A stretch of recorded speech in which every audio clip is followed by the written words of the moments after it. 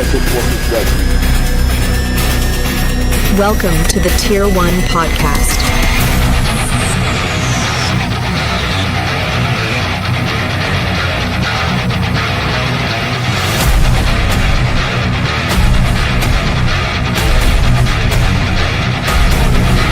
This is amazing, dude. Check this out.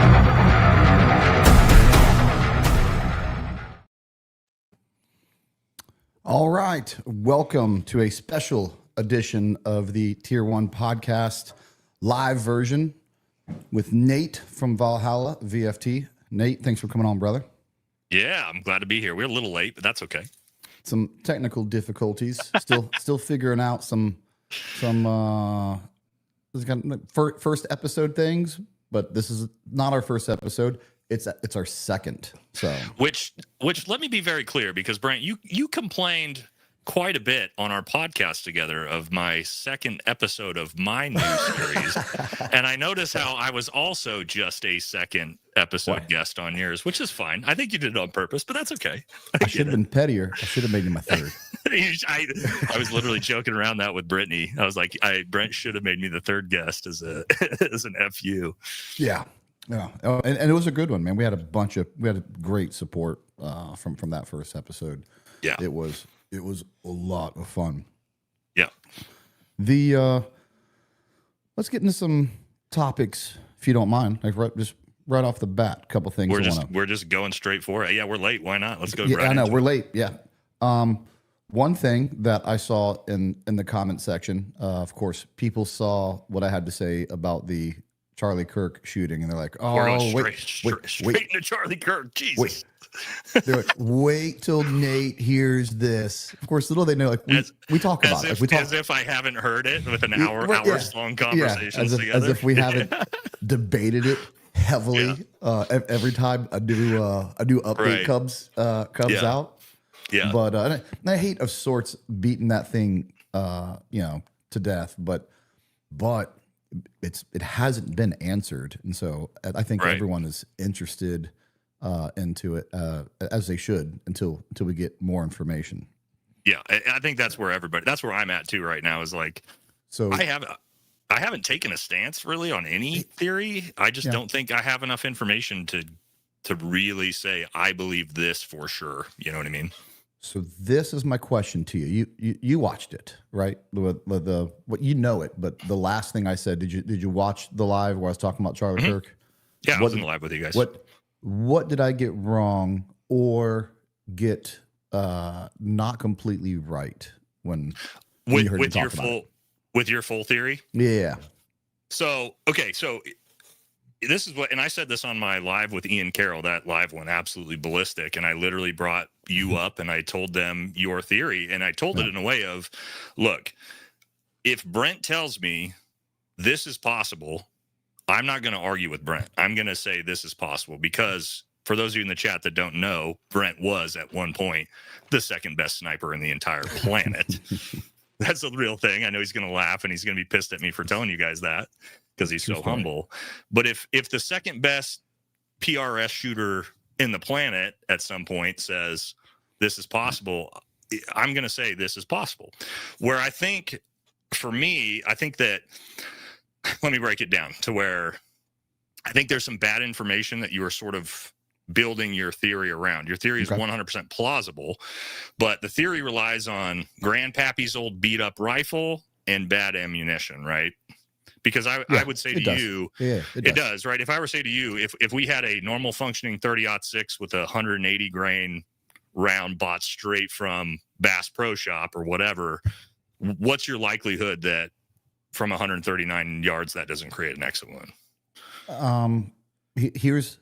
We're talking about likely, and even if it's or not, I shouldn't say likely, possible.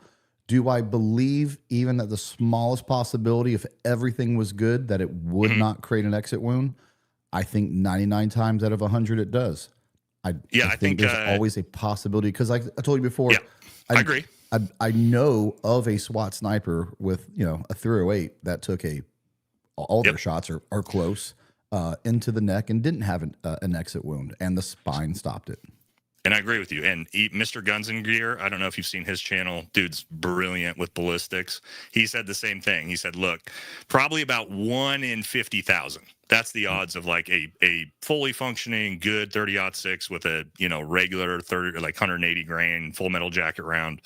It's possible. Anything's possible, but it's so unlikely. Here's where, for your theory, when it comes into, and again, I'm not saying this is impossible. I think it's still plenty possible. Grandpappy's old rifle and Grandpappy's old ammo. That is based off of bad misreporting that we got early in the case, because what we got that from was Tyler Robinson. And again, like I've like obsessively covered this thing where you haven't, right? Right. And that's kind of the difference. So I'm not beating you up at all. I'm just saying the initial reporting was, it's so bad across everything, but it was that text message thread that said, hey, I got to get Grandpa's gun back, right? He was worried about Grandpa's gun. Yep. That's true, but wasn't reported correctly. That gun was a gift to Tyler Robinson from his dad. That's Tyler's gun. That's not, It was just like my 2 30-06s were at one point Grandpa's Browning Belgian-made 30-06s from World War II. Those are mine now that are at my house. Like Tyler owns those, right? So the idea that Tyler went to Grandpappy's basement to get Grandpappy's old 50-year-old ammo, that sort of falls apart when we know this is Tyler's gun at his house. And did you watch the Turkey Tom video that gives like the full, I sent you, that gives like the real character profile of him and Lance Twiggs? It's a really important video to understand who these two people are. It basically was a mutual friend, that's close friend, that was at their house every week for 4 years, that gave all the Discord messages, pictures of their apartment, everything, and built this profile on Tyler. What you do find with that video at the end of it is like, these two kids 100% were involved. Like, at the end of that, like you go away from that going, Tyler Robinson was 1,000% involved. Was he the shooter?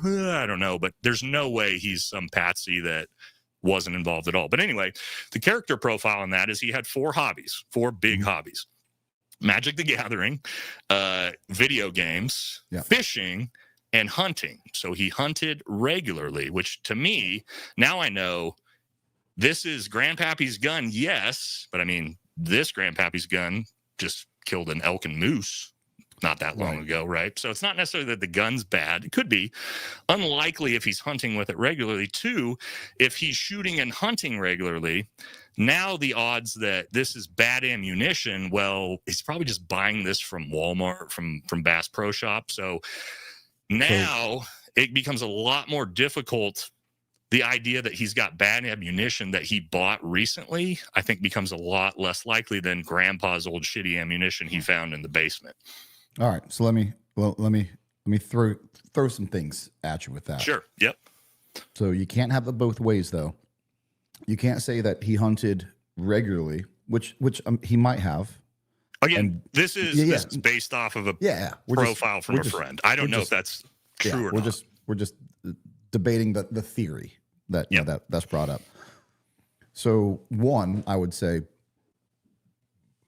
if he does hunt regularly, he has more than one gun, and that doesn't mean that's the gun that he takes hunting.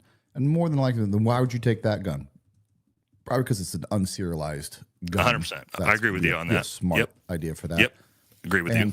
And if he's a hunter, then he would have shot him where he was aiming. And I don't believe anyone would agree that he was aiming for the neck.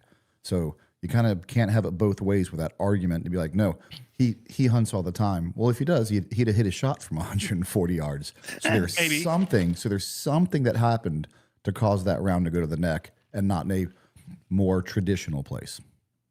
Yes, yeah, I would agree with you. I don't know what that is, though. I don't know what that is, though. That's the problem. Was it bad ammunition, or was it the stress and adrenaline of him about to murder somebody? Right, because that I would say that's probably what the T box to the C4 is probably 8 inches, an 8-inch drop from off of his target, which is dramatic to your point. But is it on a supported position because he was on his backpack? Yeah. Is it outside the realm of possibilities for a young kid who's about to assassinate somebody? Maybe not. But what I would say is, for your theory, if we're relying on bad ammunition or a bad gun, don't you think it becomes more problematic if it's more likely that he's buying new ammunition to go use than grandpa's old ammunition? You know what I mean? So because we don't know though. Right, because we don't have all the information. I do think, but they have released pictures of him. I believe, because we see this all the time. I believe if he had bought ammunition of late or recently, someone would have shown the picture of him buying ammunition at a gun store or at Walmart or Dick's or wherever he got his ammo from, and that hasn't been posted. I've thought about that. And maybe it's out there. I just feel like that'd come out. So to me, in a weird way, that kind of almost that lack of picture of him shopping or going to a gun store, and the gun store and be like, yeah, we sold him that ammo. Or the reporters or are if he shoots regularly, he's just got the ammo already at his house that he's bought from a year ago. That's true. You know what I mean? All right. Is there? What I would ask is, and again, the theory, I don't know, I probably have some viewers that may not have heard it. The theory in the way that you've described, I think it's important because, and this is what I want to make clear. It's actually, I have to do way more assumptions to disprove your theory than you do, because what I have to do is, all you have to do is make a 30-06 shot work, which is the official narrative, which you can do, right? Right. What I have to do is explain why it's not even a 30-06 round. That becomes extremely complicated because how do I can't prove what it was instead. I can't prove, like, is it a broken down AR-15 in a backpack? Maybe. Yeah. I don't know. But this is just straight up assumption and guesses. Whereas, I mean, the official narrative is a 30-06. So I do think, to your point, making that narrative work is not, I know people are going to get mad about this, but like, that's not that, what am I thinking of? It's not that unreasonable of a thing to do. Yeah. To make the 30-06 narrative work if the FBI is saying that. And I know, like, you agree, the ballistics behind this are bizarre. The story's bizarre. Like, I don't think anybody, no matter what you believe, can look at this story and be like, yeah, there's not massive. Somebody said Nate's never shot anyone, but is an expert on shootings. You obviously don't know my career, homie. Oh, you should probably go watch some videos with my teammates. But before we go too far, I gotta correct you real quick. It wasn't PRS that I was shooting, because that's an actual competition. It was the special operations competition. Special right? operations, yeah. International sniper competition. I just meant precision rifle shooting, right? That type yeah, of thing. I know what you meant. What I because you know my past. Yeah, you know my past. Yeah, and Reddit's so someone's gonna go Google that and be like, Brent's a liar. I looked it up. He's never shot in PRS. That is correct. Yeah. Yeah. So you're right. I got a question for you though. What do you think the screwdriver was all about? What it's not. What was the screwdriver about? It's not for. A lot of people think it's for reassembling the 30-06 on the roof because, I mean, and I've proved this too. There is no, and this is another big problem I have with 30-06, and I can even pull up the video. There's no proof that he brought a gun to the roof. There's no pictures. There's nothing that demonstrates that. And even the only thing in the official indictment court documents from the FBI is the TMZ video that supposedly he had it in his pants. And we've disproved that he had it in his pants or up his back. But you don't break down a 30-06 with a screwdriver anyway. It takes different tools than that. Right. So it's such a random thing to bring up there with you. I don't know if it was, I try to think about that. Is it optics adjustment? But at the same time, it's like, why are you fucking with your optic, right?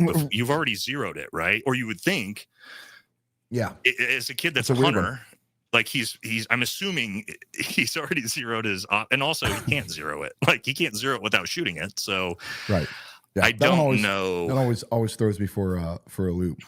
What do you think the screwdriver is? I have no idea. I have no idea why he has a screwdriver. It's so random. Yeah, anyway, and he supposedly left the screwdriver. And if I remember right, I mean, we do know. Well, if you got to believe everything, but we do know that was his screwdriver. It's DNA. His DNA is on it. So so he brought it. I can't wait. I can't wait for this because it just the system takes so long. Eventually, autopsy report's going to come out. Eventually, it's going to go to trial, and we'll finally start getting Brent, some. It's eventually going to go to trial. But if you didn't see this week, the gag order won. I'm sure you saw the giant gag order, right? Mm-mm.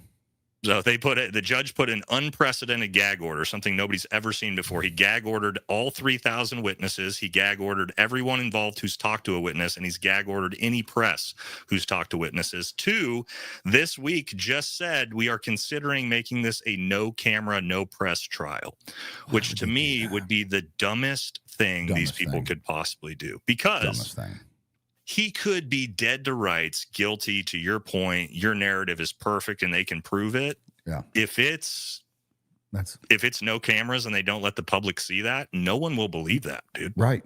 Yep. You're not doing it's kind of the same reason. Although now I really wish they would have, when the Supreme Court didn't take up any of the election fraud for the when Trump lost. Yep. They were like, well, there just wasn't enough evidence. And what's crazy, it's the election.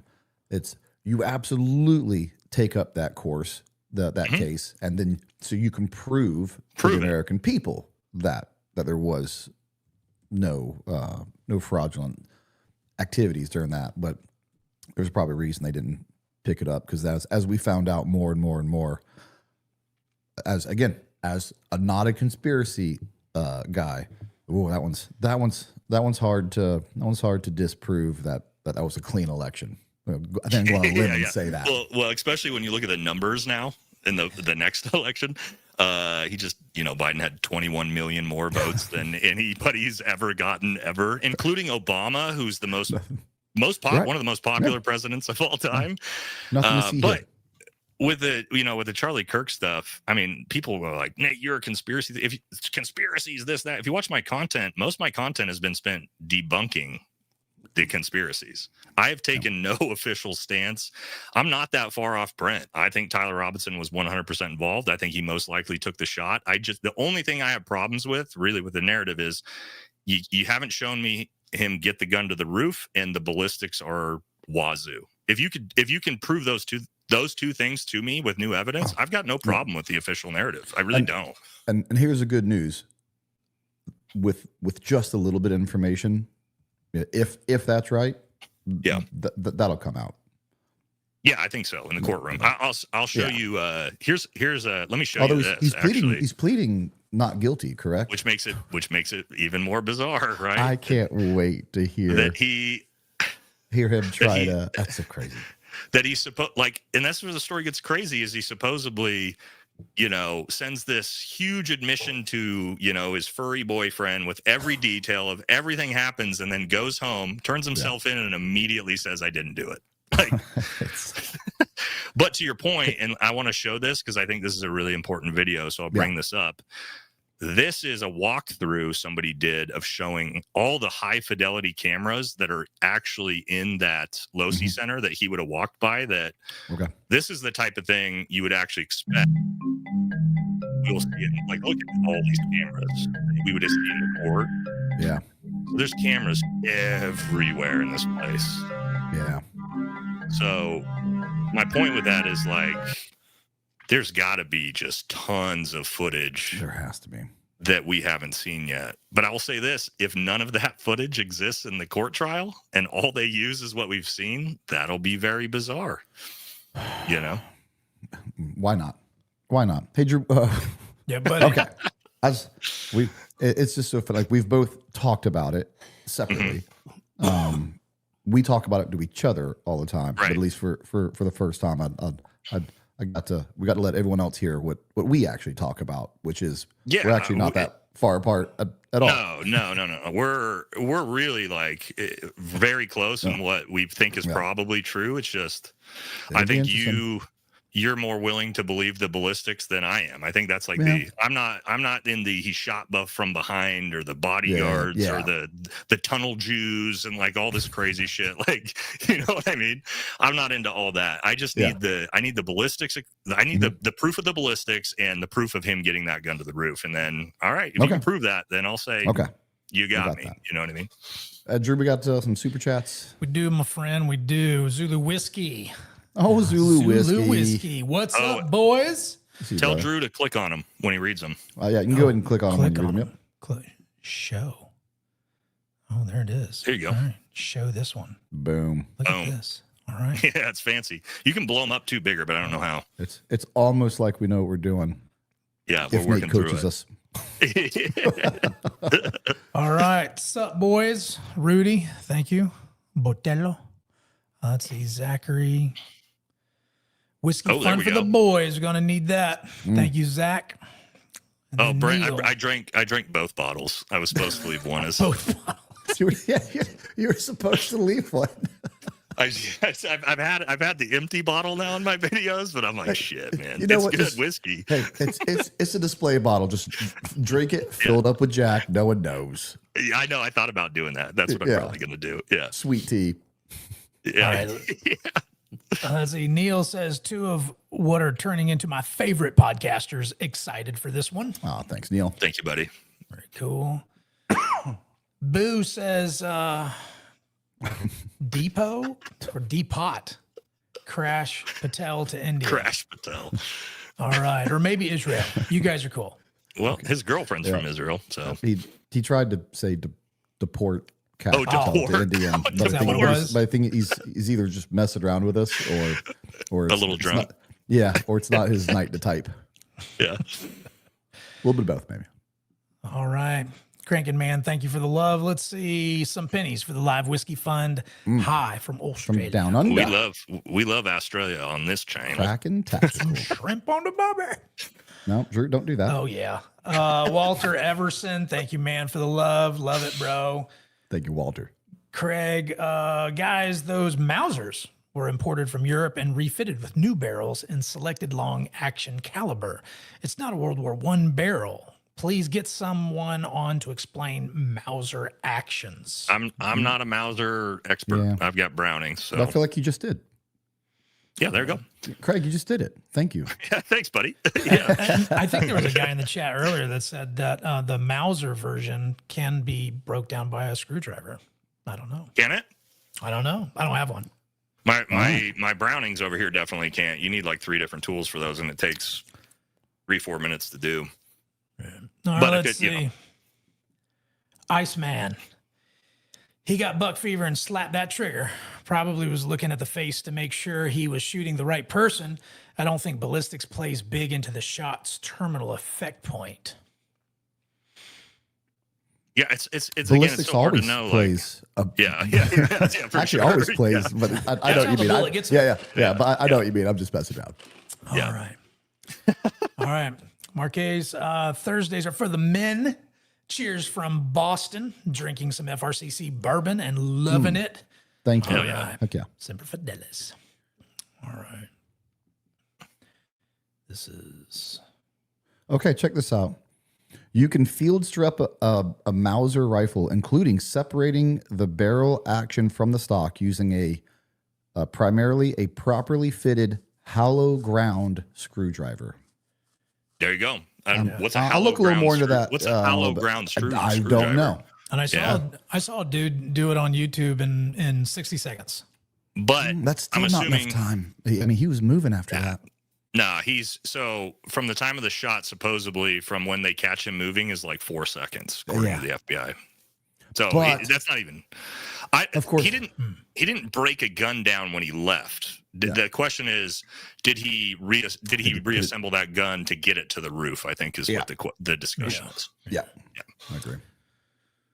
Let's see here. We got. And if that's the case, that explains that. Maybe it's in his backpack somehow.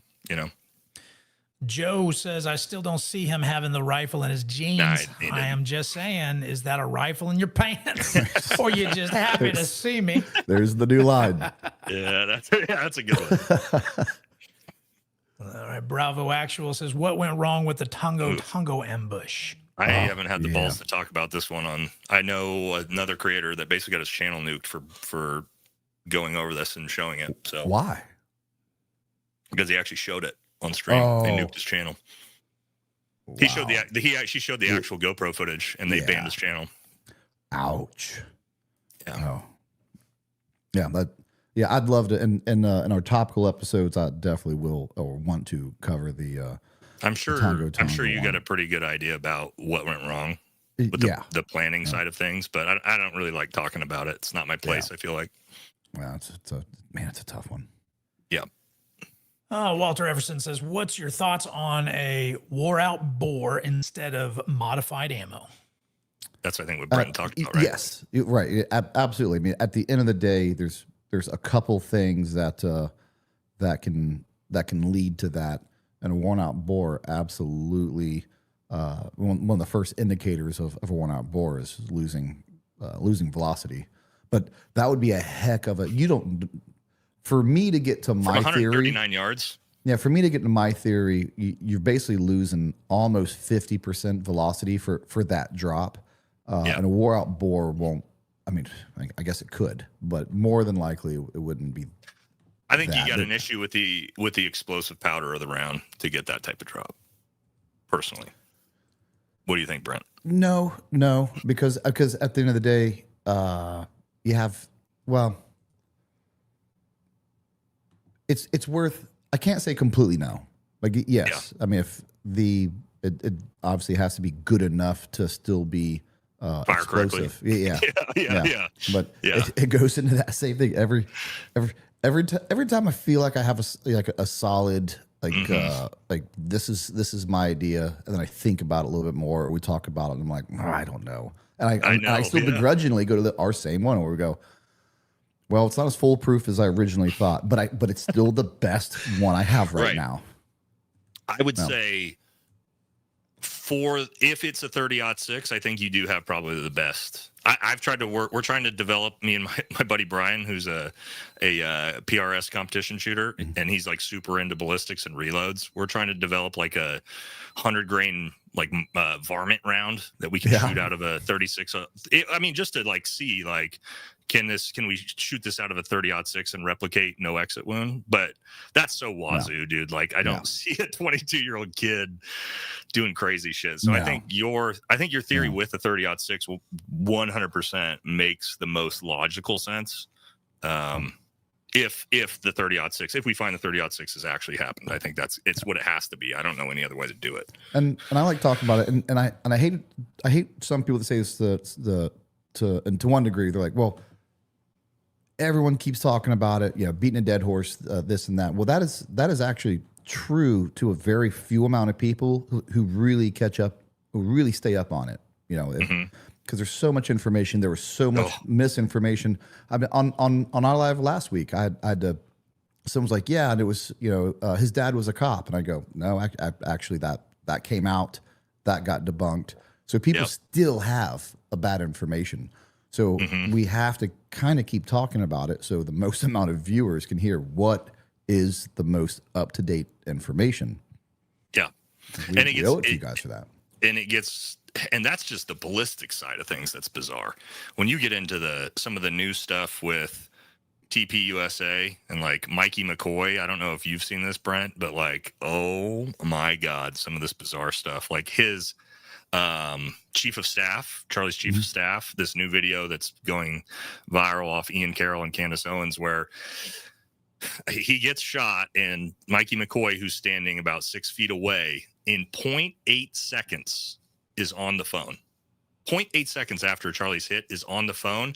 He turns around and just slowly, everybody's sprinting and screaming. He immediately pulls his phone out and just slowly zombie walks off into the abyss. And this gets even more bizarre. His dad, who is Charlie's pastor, goes on this big rant talking about how Mikey, he was right there and he's the one that jumped in and tried to save Charlie's life and he was covered in blood. And then Ian Carroll showed all this footage of this dude just immediately on the phone and just bailed, walked off like nothing happened. It's like just these weird like lies that are coming out of people involved, which you're like, I'm not saying they're involved. I really don't think that, but it's like, what it adds to the complexity and the bizarreness. People yanking SD cards out of cameras, like weird stuff from security guards where you're just like, when you add it all together, just the bizarreness from everything, an Egyptian military plane that just happened to fly in hours before, when you're like, now that doesn't necessarily mean anything, but like, it's just weird. So much weird stuff. They did the same thing, but there's always weird stuff if you're looking for weird stuff. That's true. I mean, you go to the Vegas shooting, and that there one. was what was the one theory? Like there was a Saudi Arabian prince there, and they were trying to take him out, so they used this as a cover to do that with a 240 Bravo. Right. I was like, well, that's a theory. It is a theory, but it always goes back to this: if a real professional wanted that guy taken out, that's just not the way they would do it. So. They just jump to this. They want this answer to be right, and so they take any theory required to do that, and they're like, "Well, there's a theory that fits this," rather than working it the other way, having no end result, and then just letting the evidence, the totality of the evidence, kind of get you to a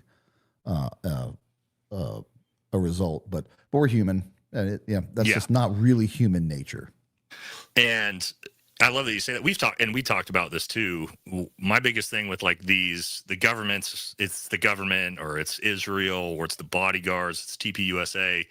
It's like, now you're adding massive complexities of all these people involved, right? And when you start adding like governments involved and all these people, not to say that there potentially wasn't some MK Ultra agent that's facilitating with Lance Twiggs, who's schizophrenic. There's all this weird stuff, but the idea that like the more people you involve in a conspiracy, the less likely it becomes possible, because somebody's going to slip up. But say something. Here's the crazy part about this. A few months ago, before this happened, if I'd be like, hey, there's not a lot of people like him, and if someone was to kill him, it might be Israel, it might be our own government, or it might be a tranny-loving weirdo. Yep. Which one do you think it is? You'd be like, I already know. It's the tranny-loving weirdo. Like, why would those other two people want to kill Charlie Kirk? Hey, he got the government that's in charge right now. He helped get him there. So that whole theory is crazy to me. Like, it's fun. It's fun. I think Candace is now like saying Trump's involved, and that one to me is like, what happened to Candace Owen? That one to me is like Trump, like the Israel side. I get it. There's some bizarre stuff when these new Google search trends with like Israel and people looking for stuff, but like President Trump, like that Charlie Kirk is like he was the one that went in and basically stopped the Iran-Israel conflict. He can walk straight into Trump's office. Like he pretty much, he was a huge portion of the only reason Trump got elected. Well, Charlie has brought a massive amount of the youth vote to the conservative movement. I don't know if you knew about this statistic, Brent, but in 2023, Gen Z males trended plus 18 Democrat in 2023. Currently in 2025, they're plus 22 Republican. That's a 44-point shift in young men, and a huge portion of that is Charlie Kirk. So why would you, if you're the Republican Party, why would you kill the guy that's bringing you all your voters? Your most effective guy. Effective guy at he's too effective. Get him out of here. That one to me is like, okay, we're, to your point of Candace, like we're kind of getting pretty far off the reservation on these ones. Drew, let's go back to Super Chats just real quick, and then we're gonna jump topics. You guys know what you're in for. I think we're gonna talk nukes next. Oh yeah. I did a video on this today. I don't know if you guys heard the latest, but everybody's a suspect, because I think the latest is people accusing Charlie Kirk's wife of getting so much money. Oh yeah, being I don't like that this. one. I don't Give like that me a one. break. It's so crazy. I get it, man. Here, and Brent, I said this on my episode with Live. And you're a very important person that will understand this, because how many funerals have you been to? Probably more than one. And how many times did you see a wife like pulled it together, smiles, thank you for coming, like photos, and then they go home and they absolutely fucking fall apart behind closed doors. You know what I mean? So I've always hated that one. I get it. Like some of her stuff seems theatrical, right? But like she's also now the CEO of a $150 million company. Yeah. She's got a lot of stuff she still has to take care of. Well, I don't like that, man. It's like I feel like she's doing what she can to uphold the organization, right? In the way she thinks it best, and people find that as theatrical. But I bet you when she goes home, dude, I guarantee she's just like all the widows we've seen, man. Yeah. So yeah. Because that one I don't like. This comment was I've seen it before, and I hate it. And they're questioning her. It's like, what type of woman, goes out and does these events and smiles and does this and does that, like basically like questioning her. A strong one. Yeah. That's the type of woman that does that. A good, strong woman does that. Yeah. So that's what she is. Also, right, sorry. No, I was going to say, what's the benefit to her? They were doing just fine she already. Can get more money. Right. They don't have enough money. They were doing just fine. Yeah. Right. All right. Eric says it's not unprecedented. Look up Delphi murder case. I don't know that one. Don't know what the context is on what's unprecedented. But keep going. I'll let you guys know. All right. Matthew Sampson says stock on Mauser is removed by unscrewing 2 flathead screws with a flathead screwdriver. Gunsmith here, by the way. Oh, nice. Thank you. Thank you, Matt. That starts to push the evidence back in the realm of a Mauser 30-06 may have been reassembled on the roof, and he had to use the screwdriver to do it. I kind of discounted that because, my 30-06 is my Brownings. You don't use a screwdriver for, so I'm like, that doesn't make sense. But there we go. All right, Cody Bishop, thank you for the love, man. $50. It's awesome, Cody. Drew Brent, just for salvation's sake, gives the comments a quick, manly quote from King David in Psalms and give the listeners the 15-second gospel. Glad the boys are back. Thank you. All right. Brent's back, boys. Brent, you got a favorite psalm at all? A favorite psalm? Not one I can think of off the top of my head. It's funny. I did... with my morning readings, I've tried to start out my day on a more positive note, and I just read a couple Psalms, read a couple Proverbs, pray and go. It's great therapy. Well, a manly one, you said Psalms and salvation. So if you go to Psalm 22, it's written 1,000 years before Christ, and this chapter starts off, my God, why hast thou forsaken me? That's one of the 7 things that Jesus said on the cross. And they didn't have chapters back then. Jesus was telling them what section to go to because this whole chapter describes the day Jesus died on the cross. It says, for dogs have surrounded me. The congregation of the wicked has enclosed me. They pierced my hands and my feet. I can count all my bones. They look and stare at me. They divide my garments among them, and for my clothing they cast lots. All right, so that's Psalm 22. Long before Jesus, that's 1,000 years before Jesus was crucified. Centuries before they invented crucifixion. And the gospel is we're a bunch of knuckleheads. Let's see, we've all stolen, lied, lusted, we're selfish, hate, everything, man. And so no one has done good, not anyone. Only one did, that's Jesus, and that's why he paid the only eternal death price that we can't pay on the cross.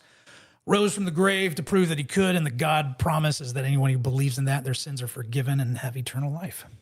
All right. Thank you, Drew. All right. It's the only thing I'm good at. Let's see. That and foosball.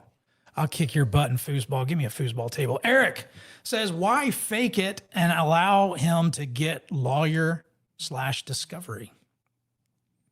I will say that the attorneys did say that there is a astonishing amount of discovery in this case. And for those who don't know what discovery means, it's evidence that has to be basically given to both sides, the defense and the prosecution. And that tells me that there probably is a shit ton of evidence that we haven't seen yet based off of what they said. Yeah. Wesley Pruitt, man, we appreciate Wesley you, brother. Pruitt. All right. Back from the previous show, and he's back. Wesley Pruitt with $100. Thanks for the love, man. What's up, fellas? I'm highly skeptical of anything I am seeing or hearing about this whole Charlie I think everybody is. assassination. Yeah. That's it, Wesley. Wesley also put Hey. something in the chats last week that I remember, Wesley, by the way, but it wasn't a super chat. You guys were talking about push-up competitions, and Ooh. Wesley, back in his younger days, I think he could crack off 140. Jeez. I think What? 148. I think, I don't know, Wesley. You might have to correct me, but it was up Was there there. a time limit? It was up It there. has to be that has to be straight. That couldn't be a time that's limit. on 2 minutes, it's hard to Yeah. do a push up a second. Yeah, but No. Maybe it's just all at Yeah, once. yeah. That's Maybe all pretty at once. impressive. That's still either at way, it's once. impressive. Heck What yeah. What was the most push-ups you ever did on a PT test, Brent? 103. I broke 100 once. My goal was always Oh my god. 100 push-ups, 100 sit-ups, 12-minute flat, 2-mile run. I got into the 90s in the sit-ups before. I think 12:30 may have been my fastest run. I never got down to what I wanted, but that was always my goal. That's way better than me. I think my I'm like, oh shit. I think my highest push-ups was like 84. Okay. Sit-ups was like 82. I always run though. My fastest 2-mile was 11:06. Yeah. But I'm tall, you know what I mean? Yeah. So, but the push-ups I never got anywhere near that. And by the way, Wesley, you should be skeptical of everything that comes out. I have no problem with being Got no people problem peeing? being skeptical. I think that's a good thing. Don't trust but verify. Yeah, there you go. Yeah. Let's see. It's Red Bull Vodka says, is Rudy Ray's the Marine TK? TK don't know. was Is getting TK was getting drug in the last live stream too. I was on. Not even for me at all. Just he's never going to recover. yeah. Oh, I found out something new that we might want to talk about from Jesse with Fire about Tim that we didn't know about. Anyway, we're not going to talk about it here because it's really bad. But Rudy Ray. Okay, he was in Generation Kill. yeah, Rudy Reyes is. And he was on Special Forces World's Toughest Test. He's one of the cadre. Okay. Even though he's a Force Recon Marine, so I'm not sure why he's on Special Forces World's Toughest Test. But okay, whatever. Okay. All right. He seems like a nice guy, though. All right. Eric Actor says, Brent, question about your Eric Deming interview.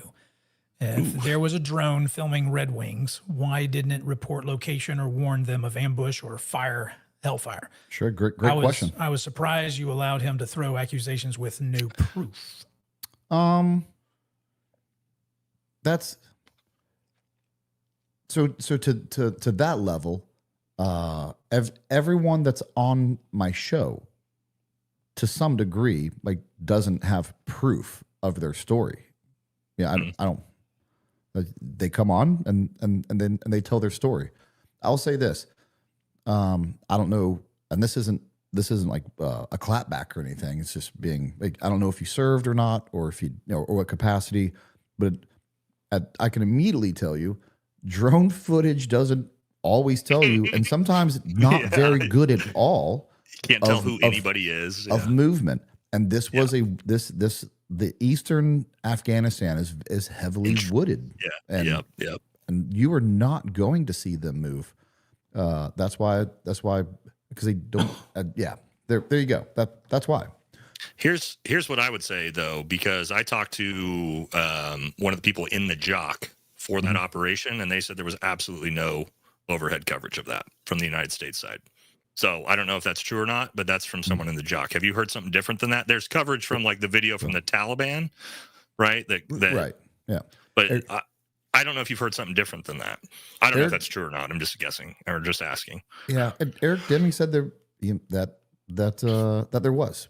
Okay. It's a small community. Other SEALs are there, watched it, said it was. Okay.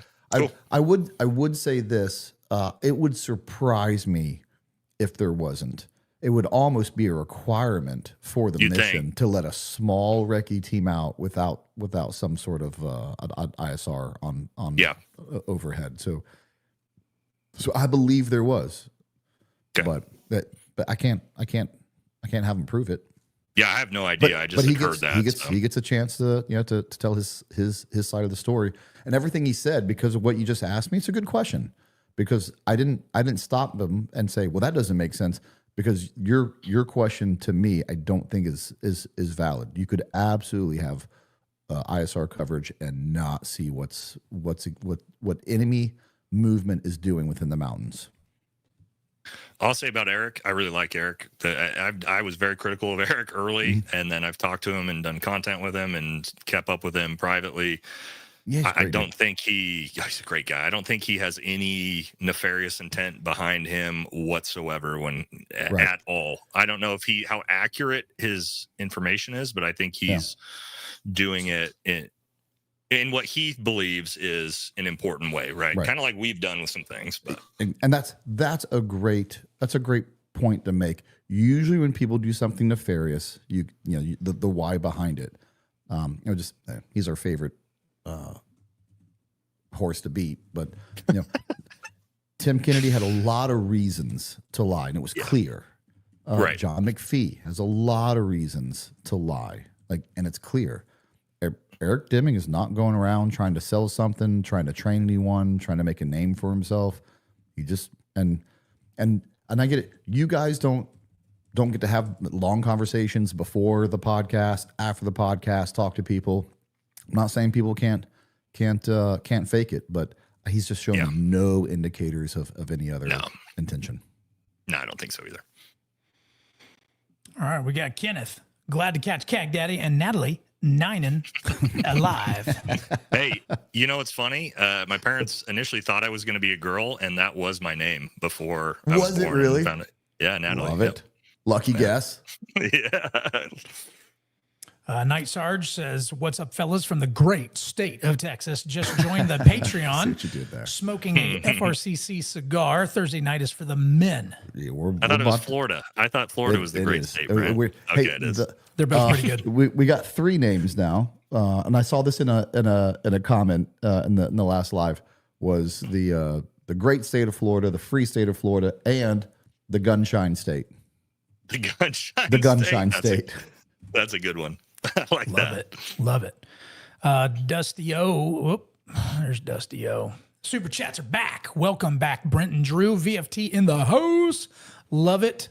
No homo. Yeah, man, I would have loved to have super chats last week. So oh my God, I really could have answered more blatant questions with you guys. But hey, just because that topic was covered last week, ask me. I'll tell you. If I feel like I should tell you, then I'll tell you. I may not have thought of everything. Rusty Carbine says, listening while out working storm. So good to have you guys back. Oh, there's a big storm in New York right now that delayed all sorts of planes. Basically shut down the airports. Wonder if he's working that one. Those are just Democrats, Brent. Darren Behe said, $100, man. Thank you so much for the love from the great state. When is the old Bo episode 1 coming out? Asking for America. Do you know who that is, Drew? I know who Bo is. Do you know? I know what Darren is. Yeah. Hey, what's up, Bo? that's Bo. Bo, you get me every time. Man. I know. He's sneaky. He's sneaky. Bo, thanks for the buddy, brother. His episode, the true episode 1 of a recorded episode, will come out November 3rd. I believe that is a Monday. First Monday of November. It's a good one. No, it's a good one. It probably belongs on Patreon, but it's a good one.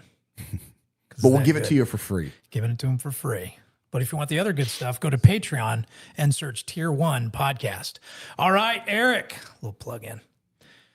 Actor Mike Glover said, wound looked like 30 cal. Even used a dope sheet to explain shot placement. All of a sudden, it's 30 cal would take his head off. Initially, Mike Glover thought it was a 300 blackout, I believe. So I'm not really sure where that's coming from. Maybe he changed his perspective. So, and depending on the evidence that he saw at the time, he also lives in Provo, so he's pretty close to that. Well, so interesting.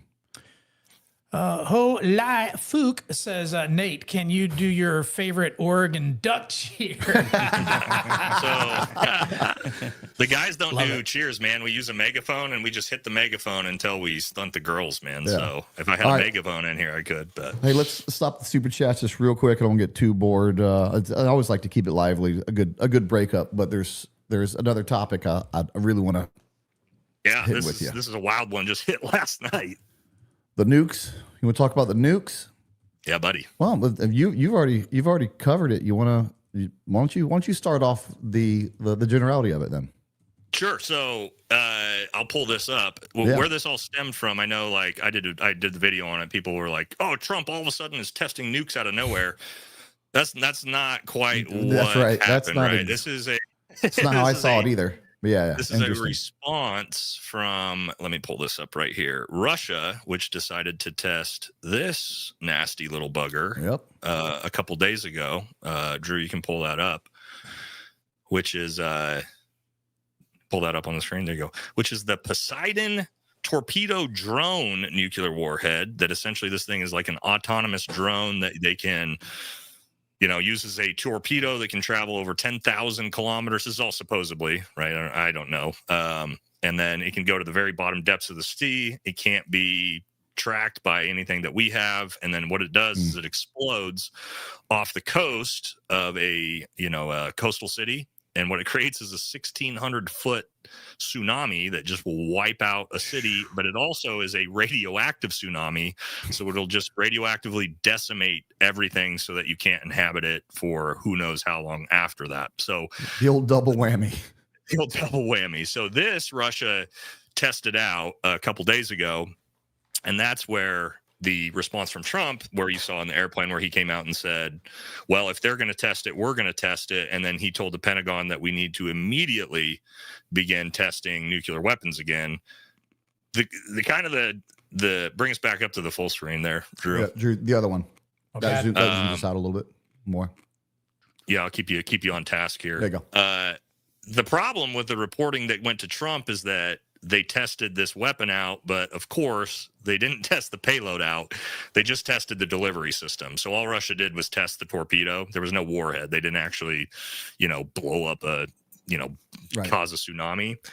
But in response to that, and it's not just that, also it's a response also to China, because Trump did this 2 hours before he went into a meeting with Xi Jinping to do the trade deal, because China is also massively ramping up their nuclear arsenal. So they've doubled their nuclear arsenal since 2020, and they're on track to double it again by 2030. So I think the idea for Trump is like, hey, Russia is testing like these crazy new nukes. China's developing nukes at a rapid pace. Is this kind of a saber rattling thing to where we need to show them what we have? So that's kind of what it looks like right now. Besides the underwater one, there was also a hypersonic missile that they had tested as Satan well. 2, I believe the nickname they're calling it. That's not a great name for a. That's a little. Yeah. And if people don't know, we basically had this. I believe they call it a voluntary treaty that we all just agreed to go into 30 years ago, 35 years ago. To 93, 92, I think. 92. 92. That, hey, we're not gonna test nukes anymore. Well, surprise, they broke their promise. Yep. And why? Here's the thing. I'm gonna get into that here in a second. Let's just talk about the background of it. And so we went into that. I hate this. I hate experts. Experts are always have no business talking about any like real logical policies, because it's always made that the experts always make policies out of fear, and it never works out. They said it would be seen as a major escalation and would throw off the nuclear balance of power. Because if we just tested a nuke, it would be seen as a major escalation.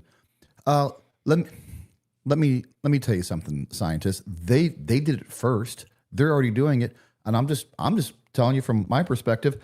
I don't care if they did or didn't. Guess what? If America wants to test their nukes, we'll test our nukes. We haven't done it in 30 years. Maybe it's about time. Maybe something's changed in 30 years, and it's just time to test a nuke. And no one's going to go do a nuke test, an underground nuke test, outside of Vegas, and then all of a sudden China and Russia are like, oh, they did a nuke test underground. It's time to go to war. That's just not how it works. And so, Well, and I don't care if they see it as an escalation. Guess what? Again, I love Trump kind of wields, he's not always right. And the next topic we're going to talk about, I don't think Trump's right, but we'll talk about it. But again, I'm just so tired of all the politicians before this are always scared about what the perception, and Trump just wants to do what's best for America. And I don't have a problem with that. To your point, keep in mind, it's only the countries that agreed to be in that treaty that haven't tested nukes. North Korea has been testing nukes the entire time. They've been literally launching warheads off into the sea that, like, they don't care, right? So to your point, it's all the other nations. I believe it's like 25 years now that nobody's tested an actual warhead. But yeah, to your point, I do think it is an escalation, but it's also an escalation for Russia to be testing these insane Poseidon torpedo nukes, right? Like that's an escalation. Right. And that's unfortunately how escalation works. Like, that's right. Yeah. We're not going to meet your escalation. We're going to be your escalation because don't F with us. Yeah. And like, I'm not a big fan. Like the idea is if we have to use these, the world's over. So like nobody's like a big fan of the idea, but you know, if my biggest thing is like, I talked about it in the video, as long as we're not doing something stupid like we used to do in the 50s and 60s, where we're just testing this above ground 60 miles away from Vegas and, you know, shit tons of people are getting cancer for, you know, around the country, then whatever. If you're going to blow it up underground. Yeah. And that's what I think they quit doing the above I think in the 90s, maybe, right? No, they stopped that in like 50s earlier or than 60s. Yeah. Oh, they did. And then they went underground or in the mountains all the way till 92. So we haven't done that in a long time. But you want to talk about fear mongering? Some experts are saying it's a public safety concern that it could shake buildings in Las Vegas and bring them down. Maybe. Yeah, because Las Vegas is never demolitioning buildings in their city. One doctor says, scientist says that no questions will be answered by the test. He's like, we can do the test, but it's like there's no data that we need. Because I actually had to say that because I jokingly said, well, it's been 30 years. Maybe we should find something out. But just because one scientist says that doesn't mean he speaks for the whole community. But if that's true, well, that takes the whole testing, like the need to advance. But at the end of the day, it doesn't take away the fact that it makes us look strong. It does. It's a power move, and a power move is still worth something to me. Man, yeah, well, and also it's not going away, man. Like the nuclear powers aren't going to just be like, I know Trump talked about denuclearization and I would love to denuclearize. That ain't going to happen. Like Russia, China, and the United States aren't about to be like, you know what? Let's all get rid of our nukes. This is a good idea. Yeah, I trust you. You trust me. Yeah, right. It's the buddy or the honor. What is it? Buddy system. The honor system. It's an honor system. Yeah, it's the honor system. Trust us. We got rid of them all. Yeah, for sure. Right. What do you got, Drew? Back to super chats. Let's see. Hey, hit those. I'm gonna go pee real quick. Yeah. Let's see. Andy Young says difference between ODA and SMU support troops. Even on the support side, it's just a higher standard of selection and a higher standard of performance. So they're better because they love their job. So it's easy to be good at job when you're happy and you know what you're doing is worthwhile. All right, Melissa, man, thank you so much, Ms. Lopez, for the love. Always here to support my humble FRCC friends that give back to our first responders. We appreciate you. And of course, my Line Arms Fins raffle maker. This is only possible now with that Chiefs money. All right. Yeah, magnets in the house. Let's see. Thank you, Melissa. Charlie C. What's up, fellas? Have you guys looked into Erica Kirk and Trump's relationships from her time in pageants? Yes. I don't know much, but shite ain't adding up. Breaking Benjamins any in Marika. Yes, obviously Trump had the Miss America pageant. She was a contestant. I think they're just friends. I haven't seen anything in there that would make it suspicious, but maybe you know more than I do. Yeah, I mean, it gets suspicious when you see like the pictures and videos of Biden when stroking little kids' hair and wrapping around the arm all the way around the. That's suspicious. But just knowing them, I don't know about that. Smiling in a picture. Okay, let's see. Creepy Joe. Robert M. Yeah, I've seen this one a lot. Grain. Hornady? I don't know that one. It's a very VMAX round. This is what we're going to try to replicate of some weird shit like this. Loaded on a 30-06 would have explosive fragmentation and may not exit if it hits vertebrae. It's a possibility. It's a possibility. But let me talk about this. So it didn't. Yeah, dissolve. and as of yesterday, I can't say who told me this, but Alex Kolvek reached out again to one of his buddies and said that it was confirmed the full round was found in the T1 and also a bunch of fragments were found throughout his neck. So according to TPUSA, who's seen the medical examiner's report, who knows if that's true. That makes that more complicated to not like a frangible round. Hey, that could have been a good sort of explanation other than like a frangible round is just going to disintegrate. It's not going to plow through 6 vertebrae and lodge completely intact. So I think that's where it gets complicated is if there's a full 30-06 round sitting in him, it kind of takes away from the idea that it's some wazoo round. Yeah. Your thoughts on that, Brent? Do you agree with that? Yeah. I tend to agree with that, but I'm biased because I'm still holding out strong. Because how cool would it be to be like, I called it, I nailed it. If you nail it, yeah. And for that to happen, it can't be that. It can't be that new round. So I'm rooting against it. There you go. One of the reasons he is my brother and I, we have a lot of experience firing old, crappy rounds. That's true. As teenagers, we just do. Yeah. That is using my dad and grandfather's ammunition and then swearing by not getting a kill, going, I will never use those old crappy guns, that old crappy ammo again. I see ever. where it comes from now. That is where it comes from, actually. Yeah, Drew's right. We've had some bad rounds. All right, let's see. Gooch Parm Actual says, my dog's been waiting on this. Echoes reign supreme. Yeah. Echoes reign supreme. That's right.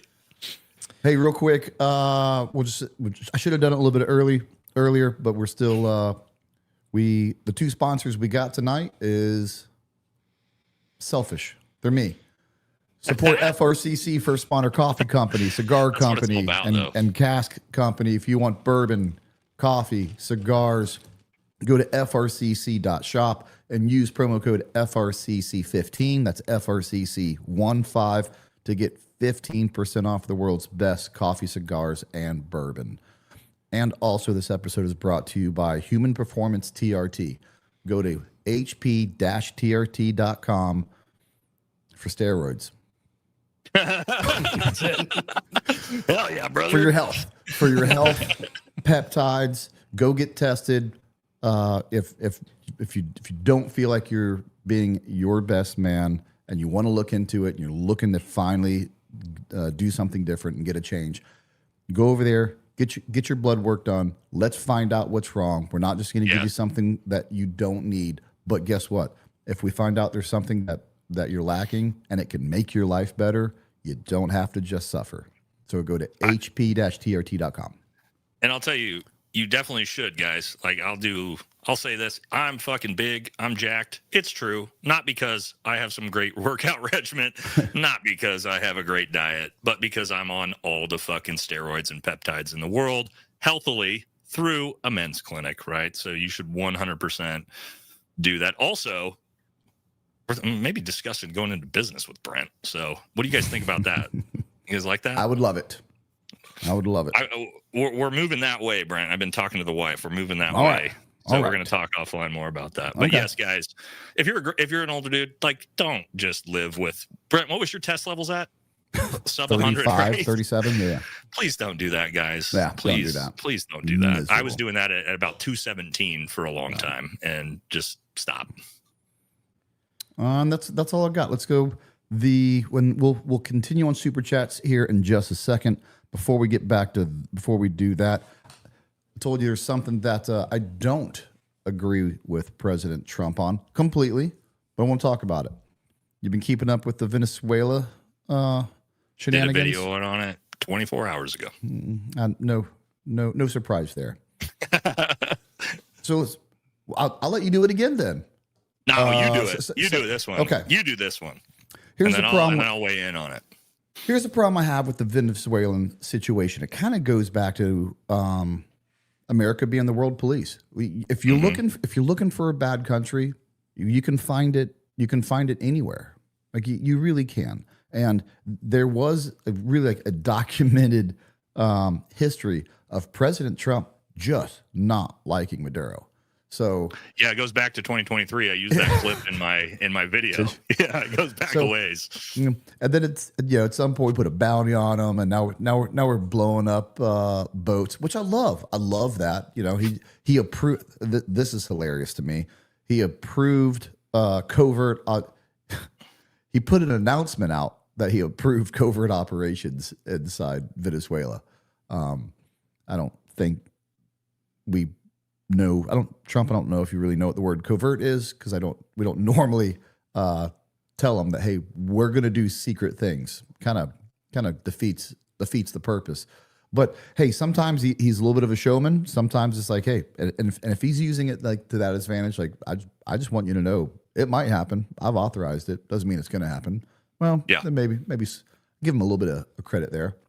But here's you can go back to the elections were rigged. I mean, that's speaking of rigged elections. Venezuela had a rigged election. It's Latin America, homie. Right? Yeah. That's what they do. But here's my issue with it. If that's the standard that we're going to take action on, we're going to be busy for a long time in the rest of the world. I don't think they've met the threshold for us caring. I hate to say it like that. But if you want to say, oh, Brent, now you don't care about drugs coming to the country, that's not what I'm saying. I would rather, one, shore up our borders than go attack everyone else outside to stop it. That's just me. Two, if drugs is your problem, Venezuelan is not number one on that list. So, yeah, we would go other places if drugs really is your problem. And so they really kind of hit them with the terrorist label to open things up. But there's nothing they're doing that is really that is terroristic. So I don't agree with this. Other than bombing boats, I think we've taken out 14 boats now. And I don't have a problem with that. You get out in international waters and you're a bad dude, well, America might come say hi to you. But as far as any escalating this to anymore, I don't know if it's met that threshold. What do you think? I mean, you just have my opinion, pretty much. That's it. Let me add some context to it, right? Yeah. I agree with you 100%. I said the exact same thing in my video. This has nothing to do with the drug trade, first of all.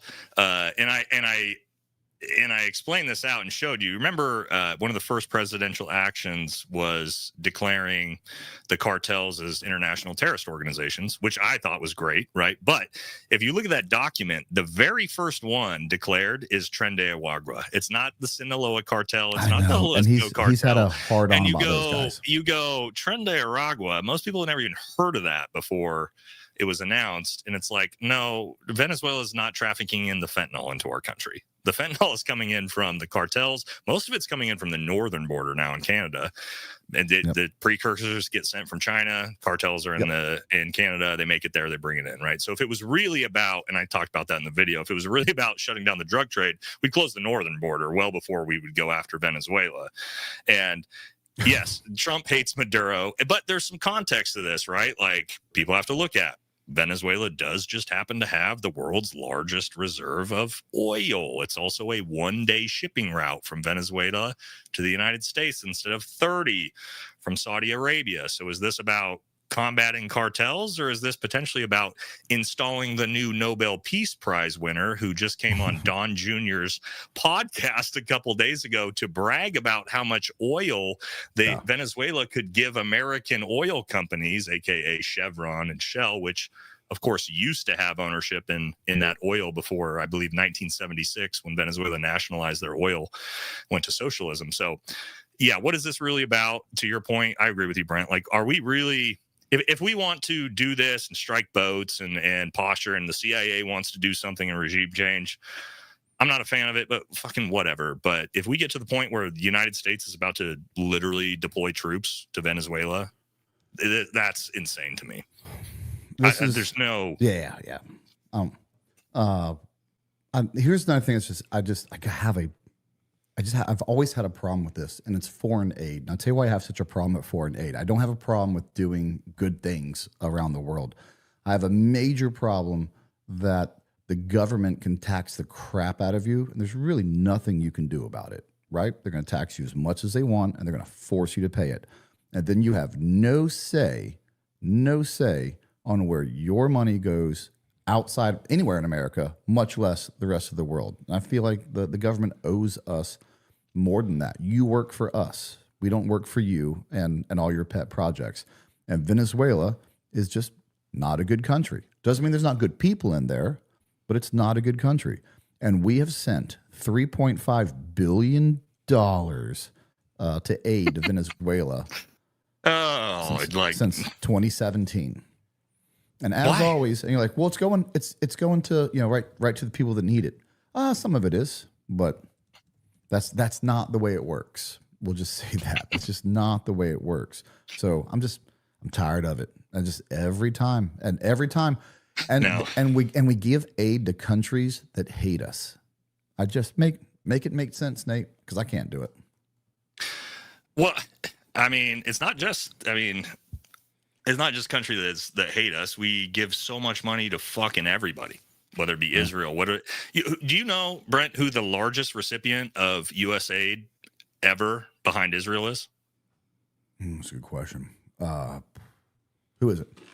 You're not going to know. It's fucking Egypt. Yeah. Why have we given, I believe, hundreds of billions of dollars to Egypt? Right. Well, because Israel wants us to give it to Egypt. But to your point, like, is Egypt a close ally to us? Like, are we doing something, like Israel, whatever, you can make those arguments. I'm not a fan of that angle at all myself. Everybody knows that. But like, at least you could say that's an ally. But Venezuela? Is Venezuela an ally? Like the Venezuelan government under Maduro an ally? I don't think so. Yeah. So we give our enemies money, which is wild. Like, it's wild to me. No one else does that. Hey, Austin Lee. Yes, I knew Master Sergeant Josh Wheeler very well. It's a great dude. Was a great dude. What else we got? Drew, check your text. I just text you. You got a couple people in the chat that are just talking shit to Jasmine, which that's my moderator. Not a big fan of that. I'm not going to let that continue. Oh yeah. Yeah, I didn't know that, and I actually called her our unofficial co-moderator of the Tier 1 podcast. Yeah, there's Brent. Brent has like 3 dudes on your audience that fucking hate me, that are always trying to like grave warden. He's 10 years in SF. Yeah, that's an insult. 2.5 of it in the Q course dive. 3 ODAs, 1 combat deployment. Yes, I've talked about that on Brent's channel because I was in first group because I deployed to, I don't know, the Philippines and Mongolia and Australia and all these Asian countries. So that's stolen valor, I guess. So yeah, you guys got me. There's like 2 guys in here that are constantly going to get me for stolen valor. Yeah. Which everything you're saying is I've literally talked about on my own channel. Brent, how many guys do you know that have gone over their entire DD-214, all their awards and their deployment records on stream? How many veterans? Because I've done that. Is there anything more transparent than that? What more do you want from me, Great Warden? You're the and that's the other thing that I found out, dude. I get in the chats every now and again, and I talk to those guys who hate me as well, and I just realized that there's nothing nothing you can do or say that's ever going to appease them. Like, they don't know you, and that, you know, people don't know me, and that's the idea of you that they have, and nothing it's will kind of change it. They like hate I you. said, the whole Reddit thread about you being kicked out of Delta for lying about a training event. When I read that, oh my god, dude. But anyway, hey, you can talk all the shit in the world you want about me, but don't talk shit about my community or my moderators, or we're gonna have a problem. There you go. Well, I just told Jasmine, you tell me who it is, they're gone. No questions asked. Boom. Send it. Boom. All right, let's get back to it. All right. You got it done, there you Drew? go, bud. I got one of them. I'll have more work to do later. Okay. All right. We'll get to it. Let's see. Not whatever that is. And hey, our actual chat and community is complaining about these guys too, because they're just spamming. Yeah. Yeah. Yeah. That's we don't need that shit. All right. All right, let's get back to it. Is staging an assassination on a political figure with a fall guy in the unconventional warfare playbook? Oh my P.S. gosh. Netanyahu is a hero, by the way. That's a good comment right there. I mean, Brent, you want to? Not in the. That's not in the playbook. Well, here, let me take it first, and then you caveat. That's more in the CIA's playbook, that we then assassinate the leader, and then Green Berets come in as unconventional warfare to help the resistance force fully overthrow the government. Usually, but the Green Berets usually. Oh, we did go and kill Che Guevara, but I mean, typically we're not the ones like setting up assassinations, right? But it's not the assassinate. It's with a fall guy, and actually we don't. That's dirty business. And I'm not saying, oh, America's not dirty. It's hard to do. It's really hard to get a fall guy. So no, it's actually not. Yeah. It's not what we do. Yeah, normally. Not green, but normally. Yeah, maybe not. But hey, just like everything else, weird things happen. Yep. Never, I can never say never. Let's see. Good question, though. Doing a few things here at the same time. Yeah, Okay. I know you are. AJ Cottrell says, talk about, is it Cattell? Coke Patel. Coke because Patel, of his. Coke Patel. Okay. Talk about Coke Patel. Not allowing Mr. Kent to do his job as director of Center of I Counterterrorism. know. Everybody keeps asking about this one. Do you know about this, Brent? No, I don't know. So this just came out yesterday, I believe, that yes. So Joe Kent, who was a first group Green Beret, great dude. Him and Tulsi Gabbard were apparently investigating what looked to be potential foreign involvement into the Charlie Kirk assassination, and Kash Patel forcibly shut down them investigating that. I don't know if that's true at all, Brent, but that is a huge story that is going viral right now. Well, I gotta. All right. Again, I don't know if it's true, but it's a viral story, right? So let's consider that to be true. And again, we got to go back to working off assumptions. But if my assumption is correct, and there's a mountain of evidence out there that all points to it being what it says it is, why would you allow that witch hunt to go on and take bandwidth away from real issues when you know it's going to go down a path of a big nothing sandwich? I mean, isn't that what a leader should do? In this specific case, your theory could be 100% correct, and there's still foreign involvement helping him plan and carry out this thing, in my opinion.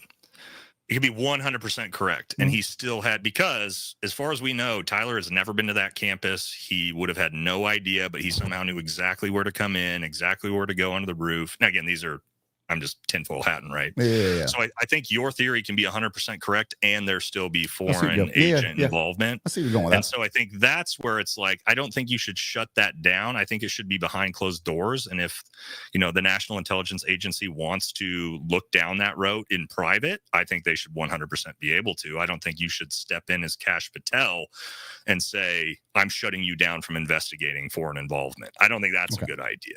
You know what I mean? Yeah. I see where you're going with that. But again, like, I don't even know if that story true. is true.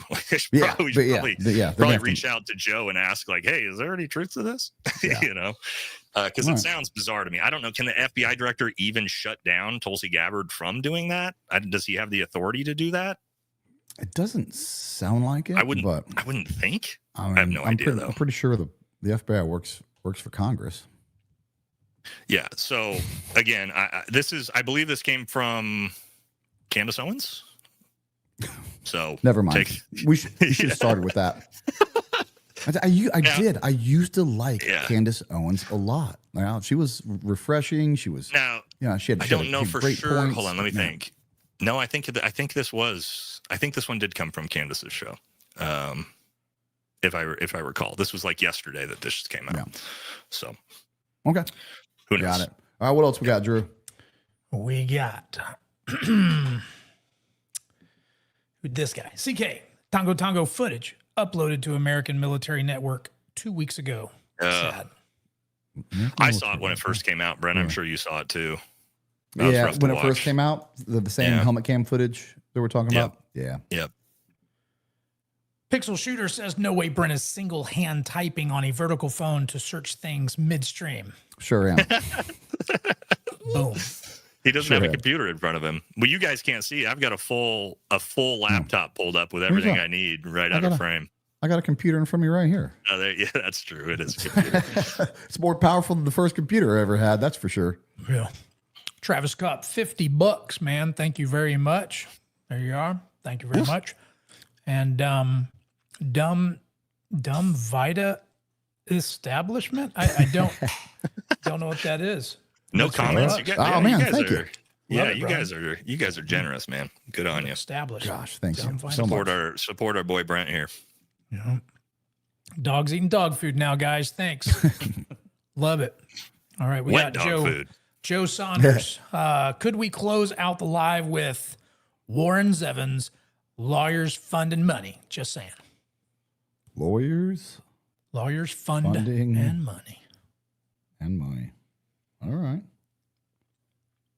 How much was that? $5. All right. He started it. He's number one. He's the highest bidder. Right. He's number one. Yep. Wesley Pruitt back in again. Thank you, yeah, brother. He is. 148 push-ups into, I guess that's minutes. Yep. For the PFT back at USMA in the 80s, but it was clicker board, and I got short arms, all chest. All right. Love it. Love it. We got Backman Union. Backman Union. Oh, What's up, man? Hell yeah. Who likes eating a Snickers upside down more? Tier 1 pod with Nate VFT or the winner Tim Kennedy? Or the winner Tim Kennedy. Believe that's what they call a leading question in the business. I mean, I do like Snickers. I'm not gonna lie. I do like Snickers. All right, right wing nut. All right. Drew been watching Truth in the Dark. Love it, brother. You and Brent are my dudes. Thank you, right wing nut. Thank you, right wing. Right wing gun nut. Slim 2K. What's the truth with Chapman? Harrison said he survived and kept fighting. Blaber said he didn't survive and it was Redbeard that left the bunker. Nate, check DM later when you get a chance. Send vids. I'm telling you, he changed my mind. When Pete Blaber came in to tell that story, I've read books. We've had other people on the podcast talk about it. I'm very aware of what happened on Roberts Ridge. And when Pete told me he was going to come in and talk about it, I was prepared to listen to him intently and give an appropriate amount of pushback. I was just waiting for him to slip up. And it's Pete Blaber. If you've never watched an episode of Pete Blaber, he's the most professional. He's the smartest man in the room, every room he goes into. And by the time he was done, I had to go. Yeah, I think Chapman died early on, and that was not Chapman. And I got a couple. And yes, there's always a few things that are hard to explain, and people are going to get mad about that as if that means he doesn't deserve the Medal of Honor. He doesn't deserve 2 medals of honors, but he absolutely deserves a Medal of Honor. So let's get that done right off the bat. But one of the biggest problem is, well, the guy in the bunker shot at the helicopter. So either Chapman shot at the helicopter that was coming in to save him, or more likely the enemy did. And there's more than just that. Here's the other thing. And again, Pete did a real good job explaining this. And he knows for a fact, to his mind, that that's true, because all the ISR footage that got released got cut up into shorter segments. And he got to see the whole ISR footage because of where he worked, and he was a guy on the ground there. And when he saw the whole ISR footage, it was never a question to him of what happened. So it wasn't until he saw something later where it was edited, where he even heard this theory that Chapman was still alive. It's like, I haven't changed positions. I've known the truth the whole time. There's always been my idea of what happened. So there you go. Long explanation, but it's a good question. All right, Joseph, thank you very much for the love, man. Really appreciate it. And we got Nathan Jones says, thanks for what you both are doing. Any new updates on John Chapman's exhibit or the Medal of Honor Museum? Nope. I haven't changed anything. Yeah. Unfortunately, I don't have any updates. I don't, and I wish I did, but I don't think I'm going to have any updates. There's a movie coming out. Here. So apparently we'll learn the truth in the movie. See what Hollywood decides to do with that. Okay. All right. Let's just, Crazy Bear 75 says, brother, what evidence is there that Robinson was even at the university that day? And eyewitnesses. Now Patel told our boy in Intel to stand down. So we do know he was there on campus everywhere. One, through some pictures, like, again, I'm not talking about the stairwell pictures. A lot of people think, is that even Tyler? But also his phone. His phone was pinged all over the place, right? And they do actually have him potentially at different locations, changing his clothes and different things. To my point, he's 100% involved. If you watch some of these big videos, Tyler Robinson, there's nothing you could tell me that would say he's not involved. Is he the shooter? Was he on the roof? That I don't know. That I can't prove. But yeah, they've been able to show that he was there in the area and on campus through his phone pinging and stuff like that. How do we know he was there? Two of the biggest ways you can prove someone was somewhere: technology and DNA. What more do you want? Now, there is a lot of talk because Lance Twiggs, the fully schizophrenic, psychopathic, furry boyfriend, there is some theories of that Tyler was set up by Lance Twiggs, which is interesting because then you could have a situation where he'd have had access to Tyler's rifle, had access to different things that had the DNA on it that he planted, and that that Lance actually was the one who potentially carried this out, and Tyler, he set him up for. And again, that's the tinfoil, but those theories are out there. I will say, and also the fact that Lance Twiggs is gone. No one knows where he is, including the FBI now. That's bizarre. Do I think do I believe that theory? No, not really. But do I believe Lance Twiggs was far more involved than we think? Yes, I do, in some type of capacity. I don't think he's some honest bystander in this whole thing. If you're not smart enough to get your gender right, you're not smart enough to mastermind this. I don't think he's a mastermind. Yeah. He's more of the MK Ultra target type of theory, right? The schizophrenic, psychopathic, which he is. If you watch the Turkey Tom video and there's no doubt the kid was full blown schizophrenic. But there's no proof that he was potentially a shooter or anything like that I've seen. Yeah. Okay. Let's see. What up, boys? This is Joseph. He says, this might be a stupid question, but does engraving the casing affect the bullet? I have no idea. This Brent, do you know? Have you ever shot an engraved casing round? No, but I can tell you how it would affect the bullet. If you truly engrave a case, that you're going to, there's a couple things that could potentially happen here. One, adding a high amount of heat to your propellant is just not what you want to do. It's not guaranteed to mess it up, but there's a reason we keep things in a fairly controlled environment. It'll heat it up to. It almost heated up so much that it can fire. I mean, it's a massive amount of heat that goes on there.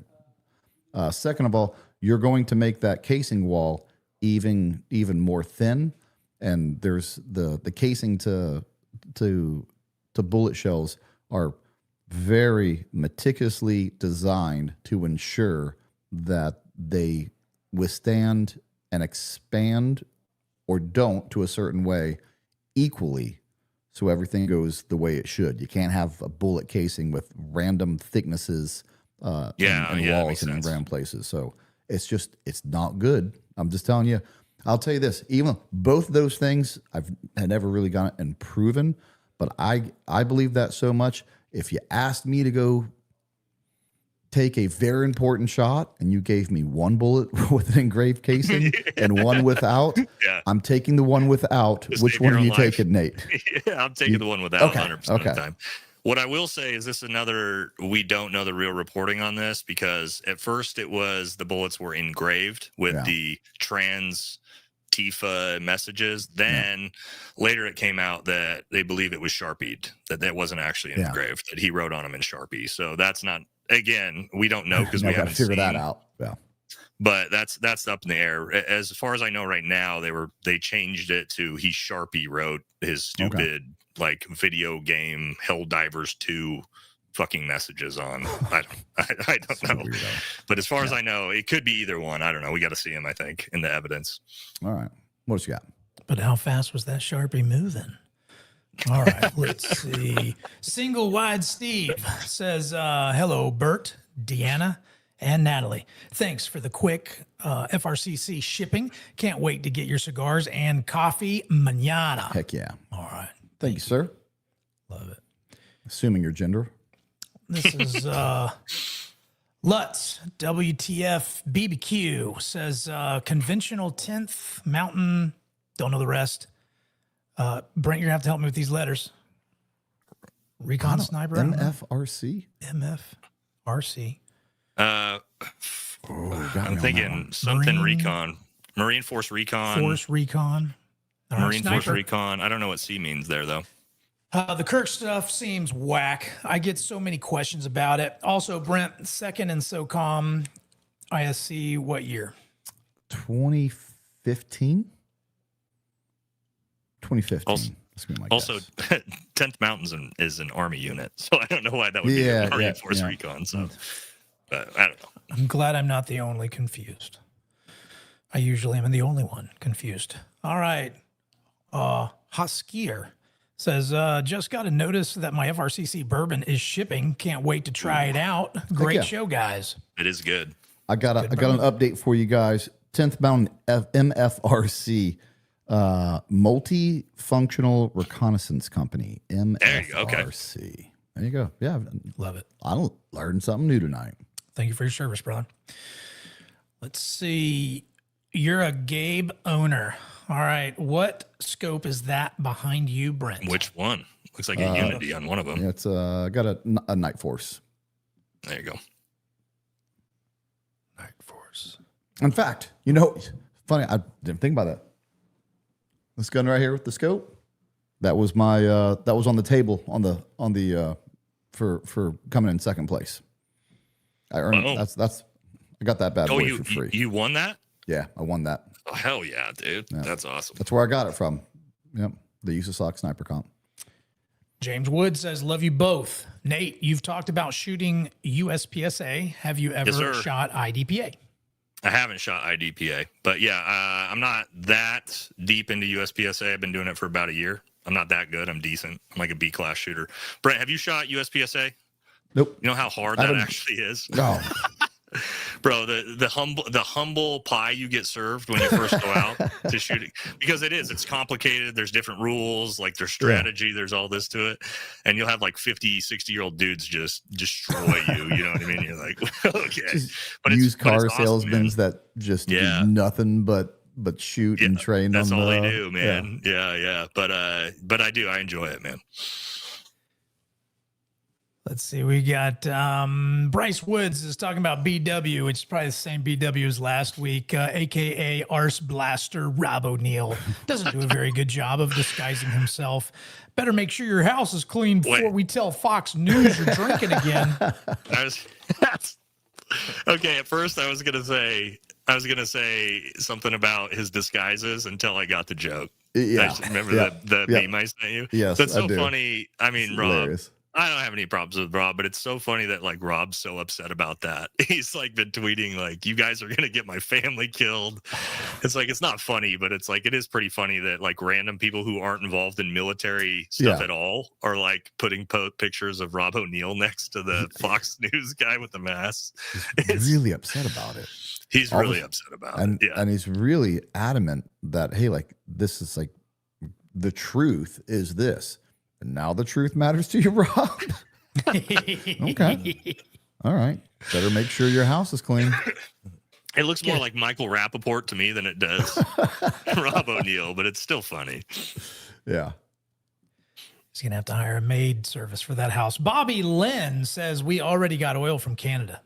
Well, I think Canada's got the fourth biggest reserve of oil in the world. If I'm correct, somebody could fact check me on that. They have a lot. Yeah. Maybe But- is it four? Maybe it's I think it's four. But you know what? It's Venezuela, Saudi Arabia, Iran, Canada, Iraq. Fact check me on that, somebody. I believe that's how it works. And guess what? When push comes to shove, they're just all holding it for us until we want it. That's actually true. We've proven that. Considering number 5 we already took. Yeah. We're just holding it for us. Yeah. So Nicholas Cryer says, prior service here, talking to Air Force to go back in. Wanted to do SR, but I acknowledged strain on family and Israel. Laughing my butt off. So I'm looking into SEER spec. Still want Seer specialist. Okay. comparable firearm training outside. Realistic. My cousin's an Air Force SEER specialist, actually. Oh, really? Mm-hmm. chances. He loves the job. He loves the job. Yeah. Yeah. Yeah. So do you know what what Air Force SR used to be? They actually just changed that. They I do. changed. Do you? What was it? Yeah, they were weathermen, dude. That's right. That's Yeah, right. yeah. They're special operations weathermen. And Yeah. that was a good call. Actually, that was a good call. And That's a good name change, I think. It's a good name change. So I'd It's a still good PR push move. I'd still push you to that Air Force. Should SR you know is who a should good go follow? The One's Ready guys. Trent was a Air Force SR guy. They give you everything you need to know. Aaron Love and Trent and Peaches over there. One's Ready is the best channel for anything Air Force special operations you're going to find. So go follow their stuff. Keep going, Drew. All right, we got Kenneth says another thing Trump doesn't need, congregational approval to deploy Marines. So he could send the Corps into Venezuela and not need to declare war. Is that true? We did it in Iraq, didn't we? The Marines are still military. He can't just go to war for fun. He can Let's deploy ask troops. He can deploy troops without declaring war. I believe he has what is it, guys? Chat. Correct me if I'm wrong. A 90 to 180 day window until he has to have approval from Congress. Somebody will fact check me, but I believe that's the case. I believe you do have the commander in chief has I don't know the days. Somebody will get me in the chat on that. Certain amount of days that he can deploy troops, and then at some point he has to have Congress's approval. I'm 60 days. Somebody said 60 days. Okay. Yeah, I'm pretty sure that's how it works. Interesting. All right, we got Elizabeth. She says, good luck with Tier 1 Podcast. Thank you. Thank you. Crushing it We already, need it. man. Got I it. need it. We got a ways to go though, but it's a good start. I'm happy with the start. That's for sure. AJ says Tyler is being charged with terrorism. So That's let true. Mr. Kent do his job. It doesn't say Center of Foreign Counterterrorism. He's not wrong. I believe that is one of the charges. That is a good point. That was a good Very point. good point. Haven't thought of that. I'll give you that. Yep. All right, we got Brandon says Brant Flucker, absent alarmism. Based on the open borders these past few years, what do you think is the likelihood of imminence of a homeland attack? Well, the imminence of a homeland attack is maybe it's a bad way to correlate it. But this is the way is the same imminence that the stock market's going to go down. It's going to. Like, you can't stop it, and so it doesn't matter to me when someone's saying, "Hey, there's going to be a correction. There's going to be a correction. There's going to be a correction," and then there is a correction. Make it up 3 years later. Like, see, I told you. No, there's nothing special about that. Bad things are going to happen. Like, what counts is knowing when the bad things happen. So you're going to want to know when that crash is going to happen. That's the hard part about it. It's not hard saying that there will be another homeland attack. There will be, but scale and how soon, I don't know. But of course, the more porous the borders are, the higher the likelihood of it happening. That's for sure. Real quick fact check on ourselves there, Brent, because I've got the indictment documents right here in front of me for Tyler Robinson. There is no terrorism charges as far as I see. So. Okay. So, but if there was, then yeah, that would have been a good point.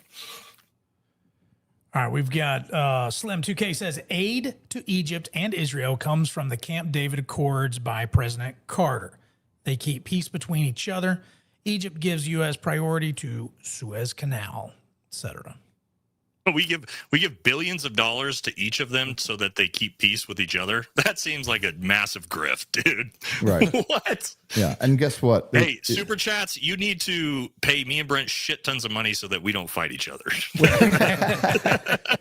Right. Well, that's the Suez Canal thing. That's also and I'm not saying you're not right about that.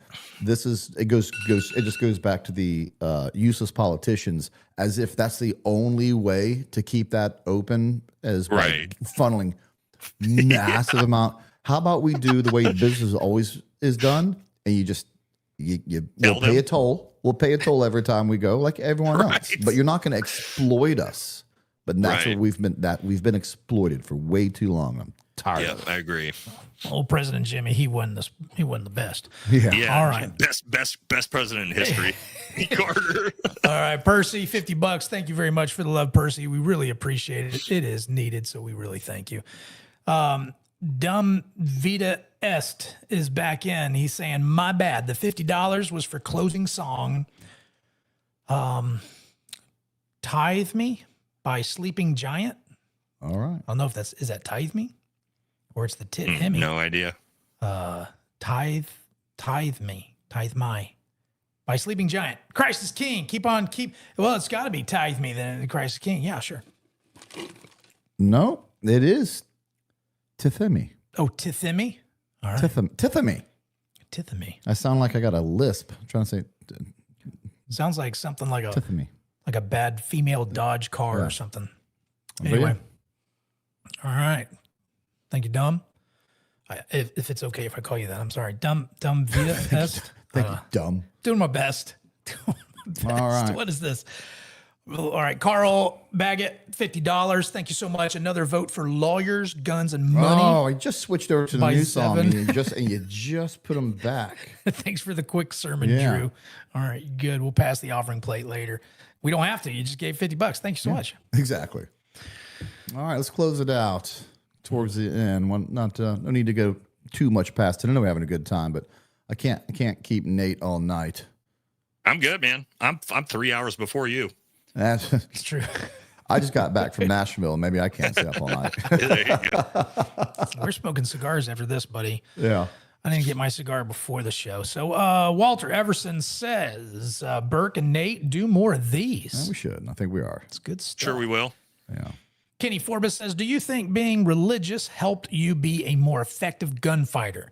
When has your faith helped you? $20 for the new Deftones song, Milk of the Madonna. Deftones has a new song? Do I think it a more effective gunfighter?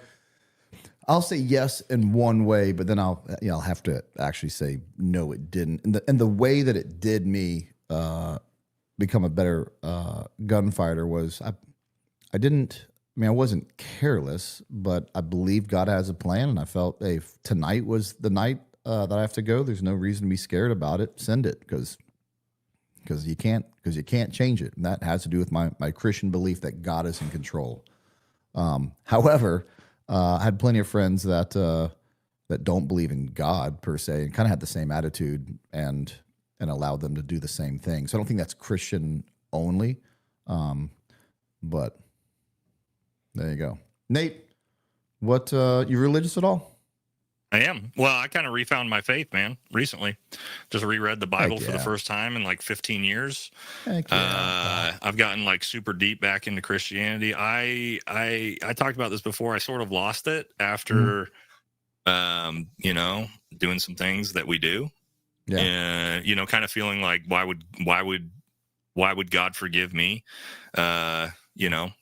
Not that we were doing, you're still doing things on behalf of your nation, you know what I mean? But like deep down inside, you're like, there's some dark shit that we go do, and even though I only have one combat deployment, if you can tell by my awards that it was a very kinetic one, right? Yeah. So we got in a lot of shit, and it took, honestly, you want me to tell you the truth? It was Charlie Kirk being murdered that brought me back to Christ. I know that's crazy I'm not kidding. I know that's crazy to say to some people. Maybe it's not that crazy. No.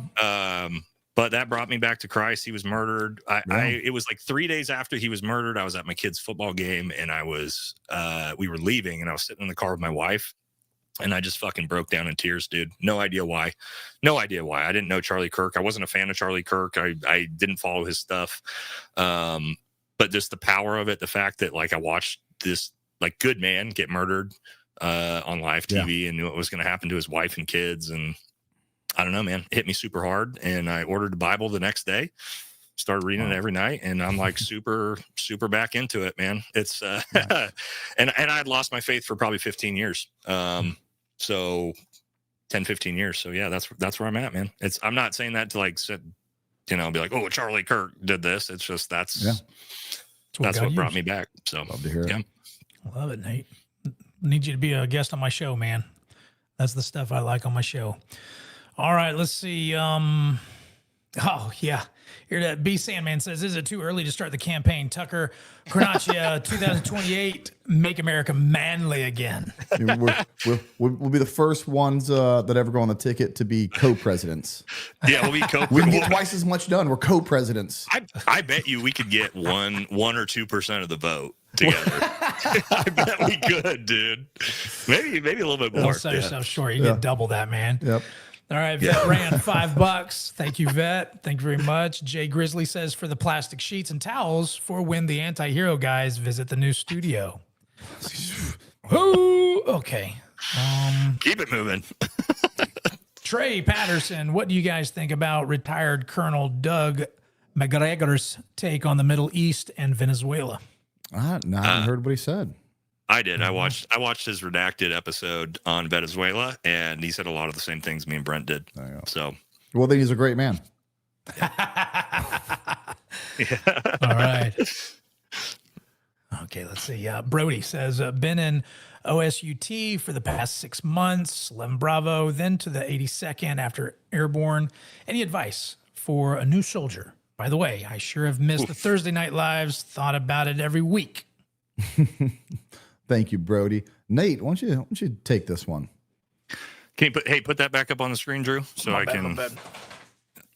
Advice for a new soldier, man. Yeah, sure. I would say take advantage of what you're doing, right? Like I think so many people don't take advantage of being a young soldier. Like, do everything you can to be the best.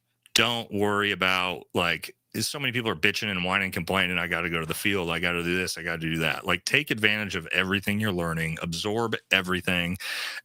Like, volunteer for everything. Go on every school,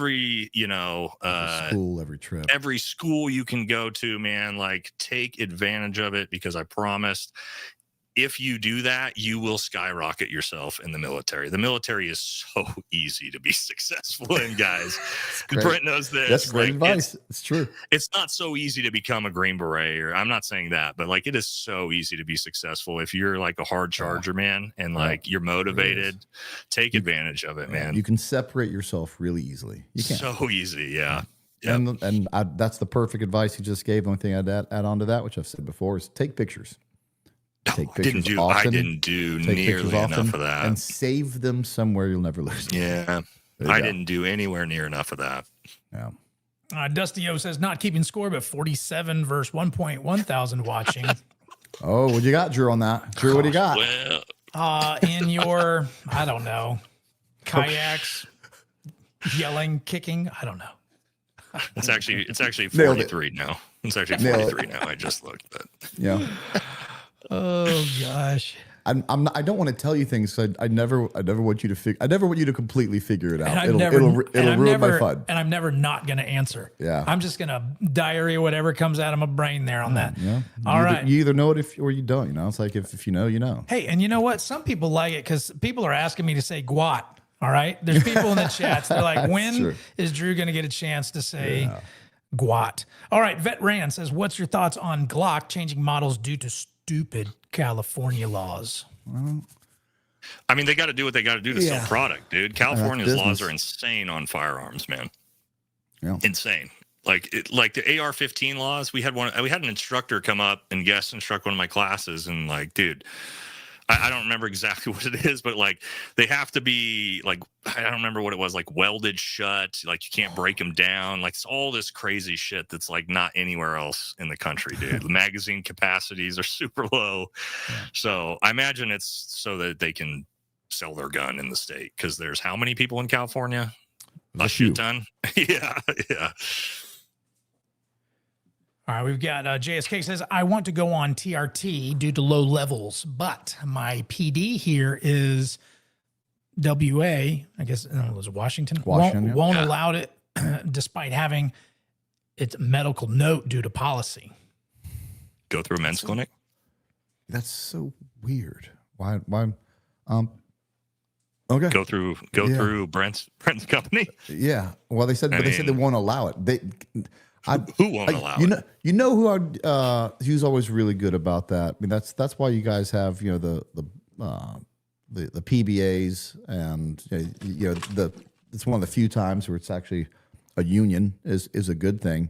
That's crazy. They can't intentionally keep you in poor health. No. You need to look into that. Even in the dude, you can get tested while you're active duty in the military if it's low enough. So that seems bizarre. I think you could probably. And with a doctor's note, they can try to. I know. Don't get me wrong. I understand. Like, I'm playing with your career, so take it with a grain of salt. I'm just saying. Right. And if they're going to try to fire you with that, and of course HBTRT is prescribed by a doctor. Right. Good luck doing that. Yeah. Yeah. The prescribed medication from a doctor. Yeah. That's a tough sell. Huntscape Operations Partners says, Brent, did you buy your Crocs yet? You know you want to. No, I have not. I know exactly what that reference is. No, I have not. Travis Cup says, this is my 4th attempted super chat. We need Bo back when there are less news updates. I'm a great shite talker, but he is the true ball-busting king. He really is. Texas is the one true great state. 50 for the fallen. Right. I think is how you say that. Nailed it. Yeah, I couldn't agree with you more, Travis. All right. One thing almost as good as Bo is Bo's fans. Yeah. Wesley Pruitt back in again. Whoa. Thank you for the love, man. All right, paying the rent. I got it. And he's at Judas Priest Grinder for the outro. Les is the man, dude. It's paying the bills. He's been nothing but love from the beginning. Yeah, for a long time. Such a great fan. Sean White, I got PCSL 2-gun match this weekend. Finished 11th out of 72 at last Outlaw 2-gun match. If you guys ever come to the Northern Virginia area and want to shoot DMR or 2-gun match, it'd be fun to shoot with you guys. Yeah. 2-gun. Yeah, I haven't gotten to 2-gun yet. but Yeah. that's kind of like the next step after USPSA if you want to get into what he's doing with the practical competition shooting league. So yeah, they're good. They have great scenarios. It pushes you. It's those things. It really started out with IPSC. IPSC feels like I don't hear people talk about IPSC as much, but still, all of them are great, and they're all a little bit different. I wish that we actually had more of that integrated in our military training, some of that sort of USPSA style competition shooting, because it's not good for tactics. It doesn't do anything for tactics at all, but it's really good for like processing while you're trying to shoot really fast and doing things like that. Because in USPSA, you have to shoot really fast and really accurate. So, that would be a good one for them to move into a little bit. I don't know if you guys did anything with instructors, but you probably did. At our level, we're not getting anything like that. We did a lot of that, actually. That's why I'm such a big fan of it. Yeah. But you're right. You have to take those principles and then apply them to combat. But they give you a solid foundation to do it. It's an easy fix, easy transition to it. All right, Eric, thank you for the gift. BW says, yo, Nate, what's up, brother? Can you explain how to get administrative Army paperwork on retired guys? FOIA doesn't seem to allow that. Yes, I can. So it's not necessary. It's case-by-case basis. For FOIA, go to USASOC. You can put in a FOIA request. Whether you get a response or not, that's up to USASOC. But as for, put that back up so I can read it. As for pulling official Army records, super easy on a retired guy. Go on over to Army HRC, send them an email, ask for, typically you need to be a journalist, and then ask for official Army records, and they will send them to you. It's really not that complicated, actually. There you go. There you go. It's almost like you've done it. There it is. Jasmine Rose. Great live, gents. Always a great collab when you two come together. Thank you, Jasmine. Thank you, Jasmine. Ricky Rasta says, just showing support. Stay blessed, guys. Thank you, brother. Man, Kenneth says, Brent currently hauling a load, double check. But George Washington made it legal for no congregational approval because the Corps falls under the Navy. Yeah, I'm going to look into that. That's really interesting stuff. I'm going to look into that. Let's see. Dumb Vita Best, $50 again, man. Thank you so much for this evening. Drew, let's hear your take on pre-election. Like 2026 elections? Yeah, I guess 2026. I mean, I hope Vance is president. Not 26. I assume it's 28. I talked about this a little bit on my political live streams. That's so far away. Who knows? Yeah.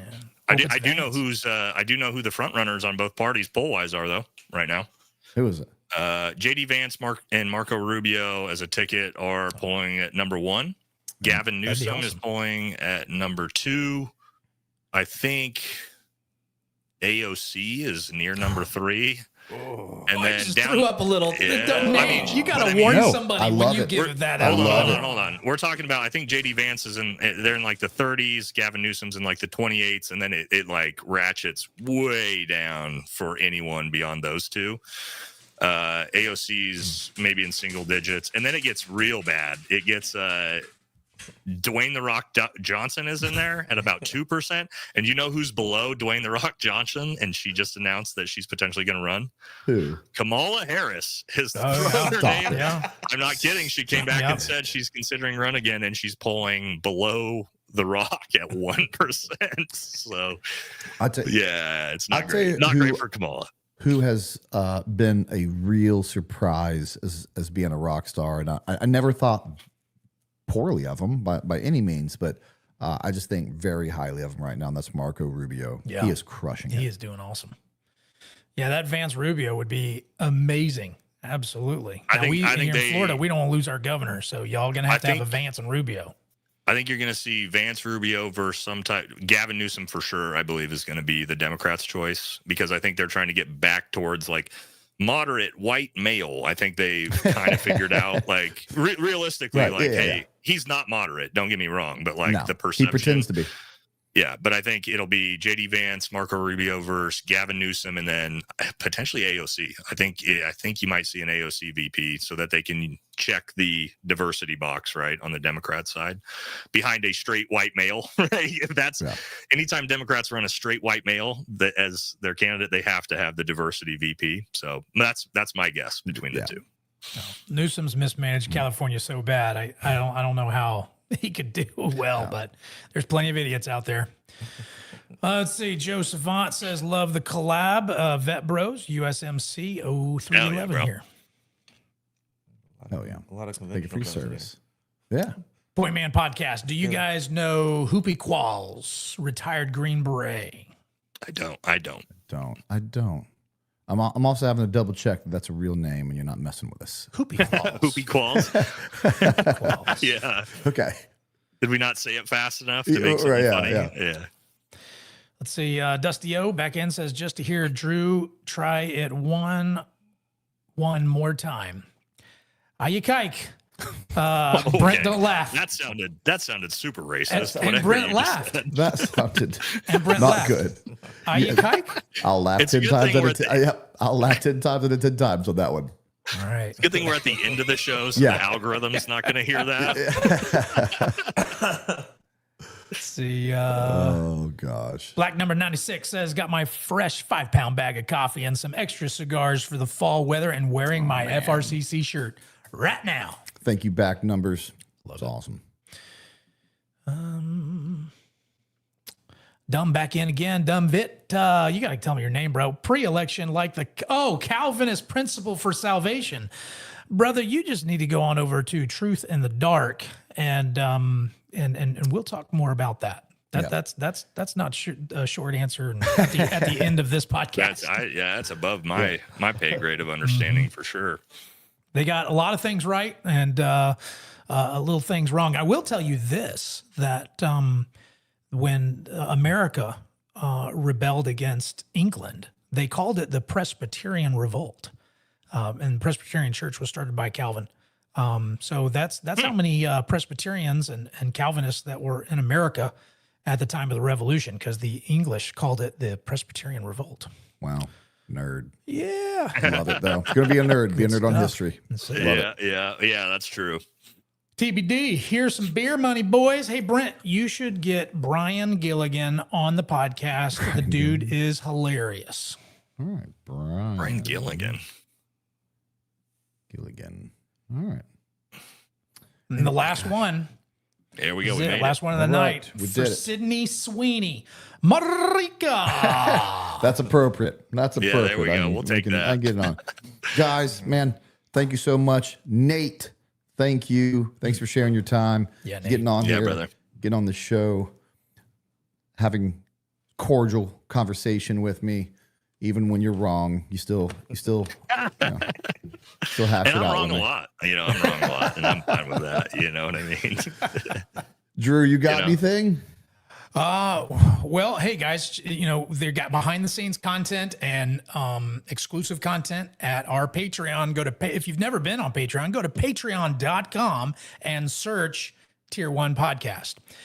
And if you're looking for Truth in the Dark, I got a podcast for you, Truth in the Dark. Go to YouTube, go to Instagram. I've got a new episode coming out Monday showing that the Bible is proven true. All right. That'll do it for this Thursday night. We'll actually see you next Thursday night because that will be the first Thursday night of the month. And we will continue doing lives every first Thursday night of the month until I think we'll be doing more here in a little bit. But for right now, that's what we're doing. So we'll see you next Thursday night. Same bat place, same bat channel. Yeah, Here's buddy. your outro song. Drew, can you just pull up the rest of those comments? Or is it only Super Chat comments? Here we go. There we go. Let me get down to the bottom. There we go. Yes, that was a quick 2 hours. In fact, I was going to do that mid-show break at 9. It was 9:20 before I knew it. And I was like, dang it.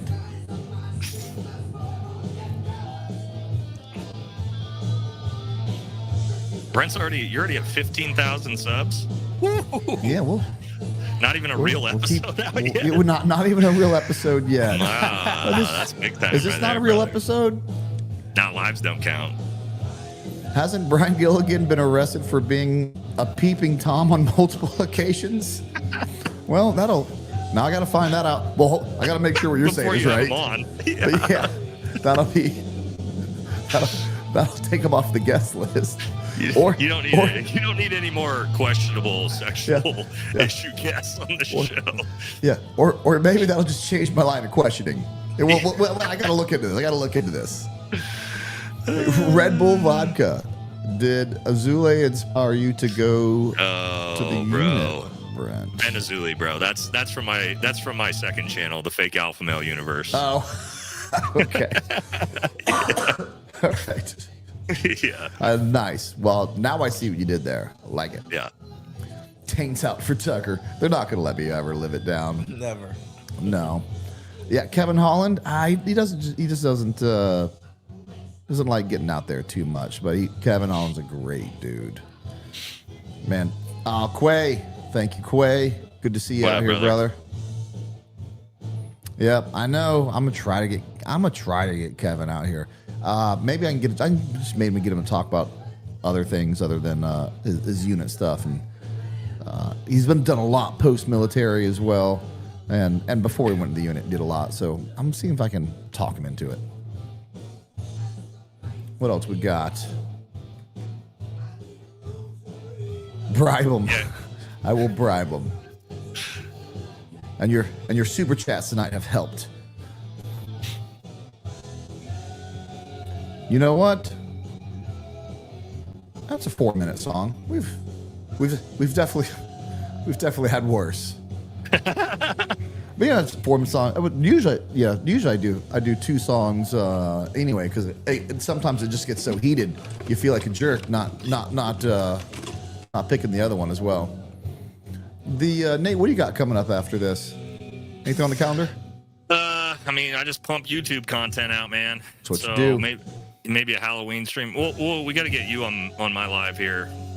Okay. Next couple weeks too.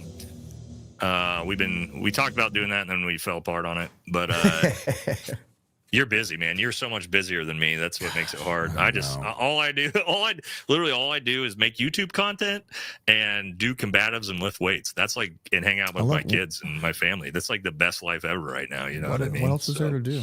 And you're good at it. And you're good at it. All right, guys, that does it for tonight's Tier 1 Podcast Live. We will see you next Thursday night. See you guys. And you click in.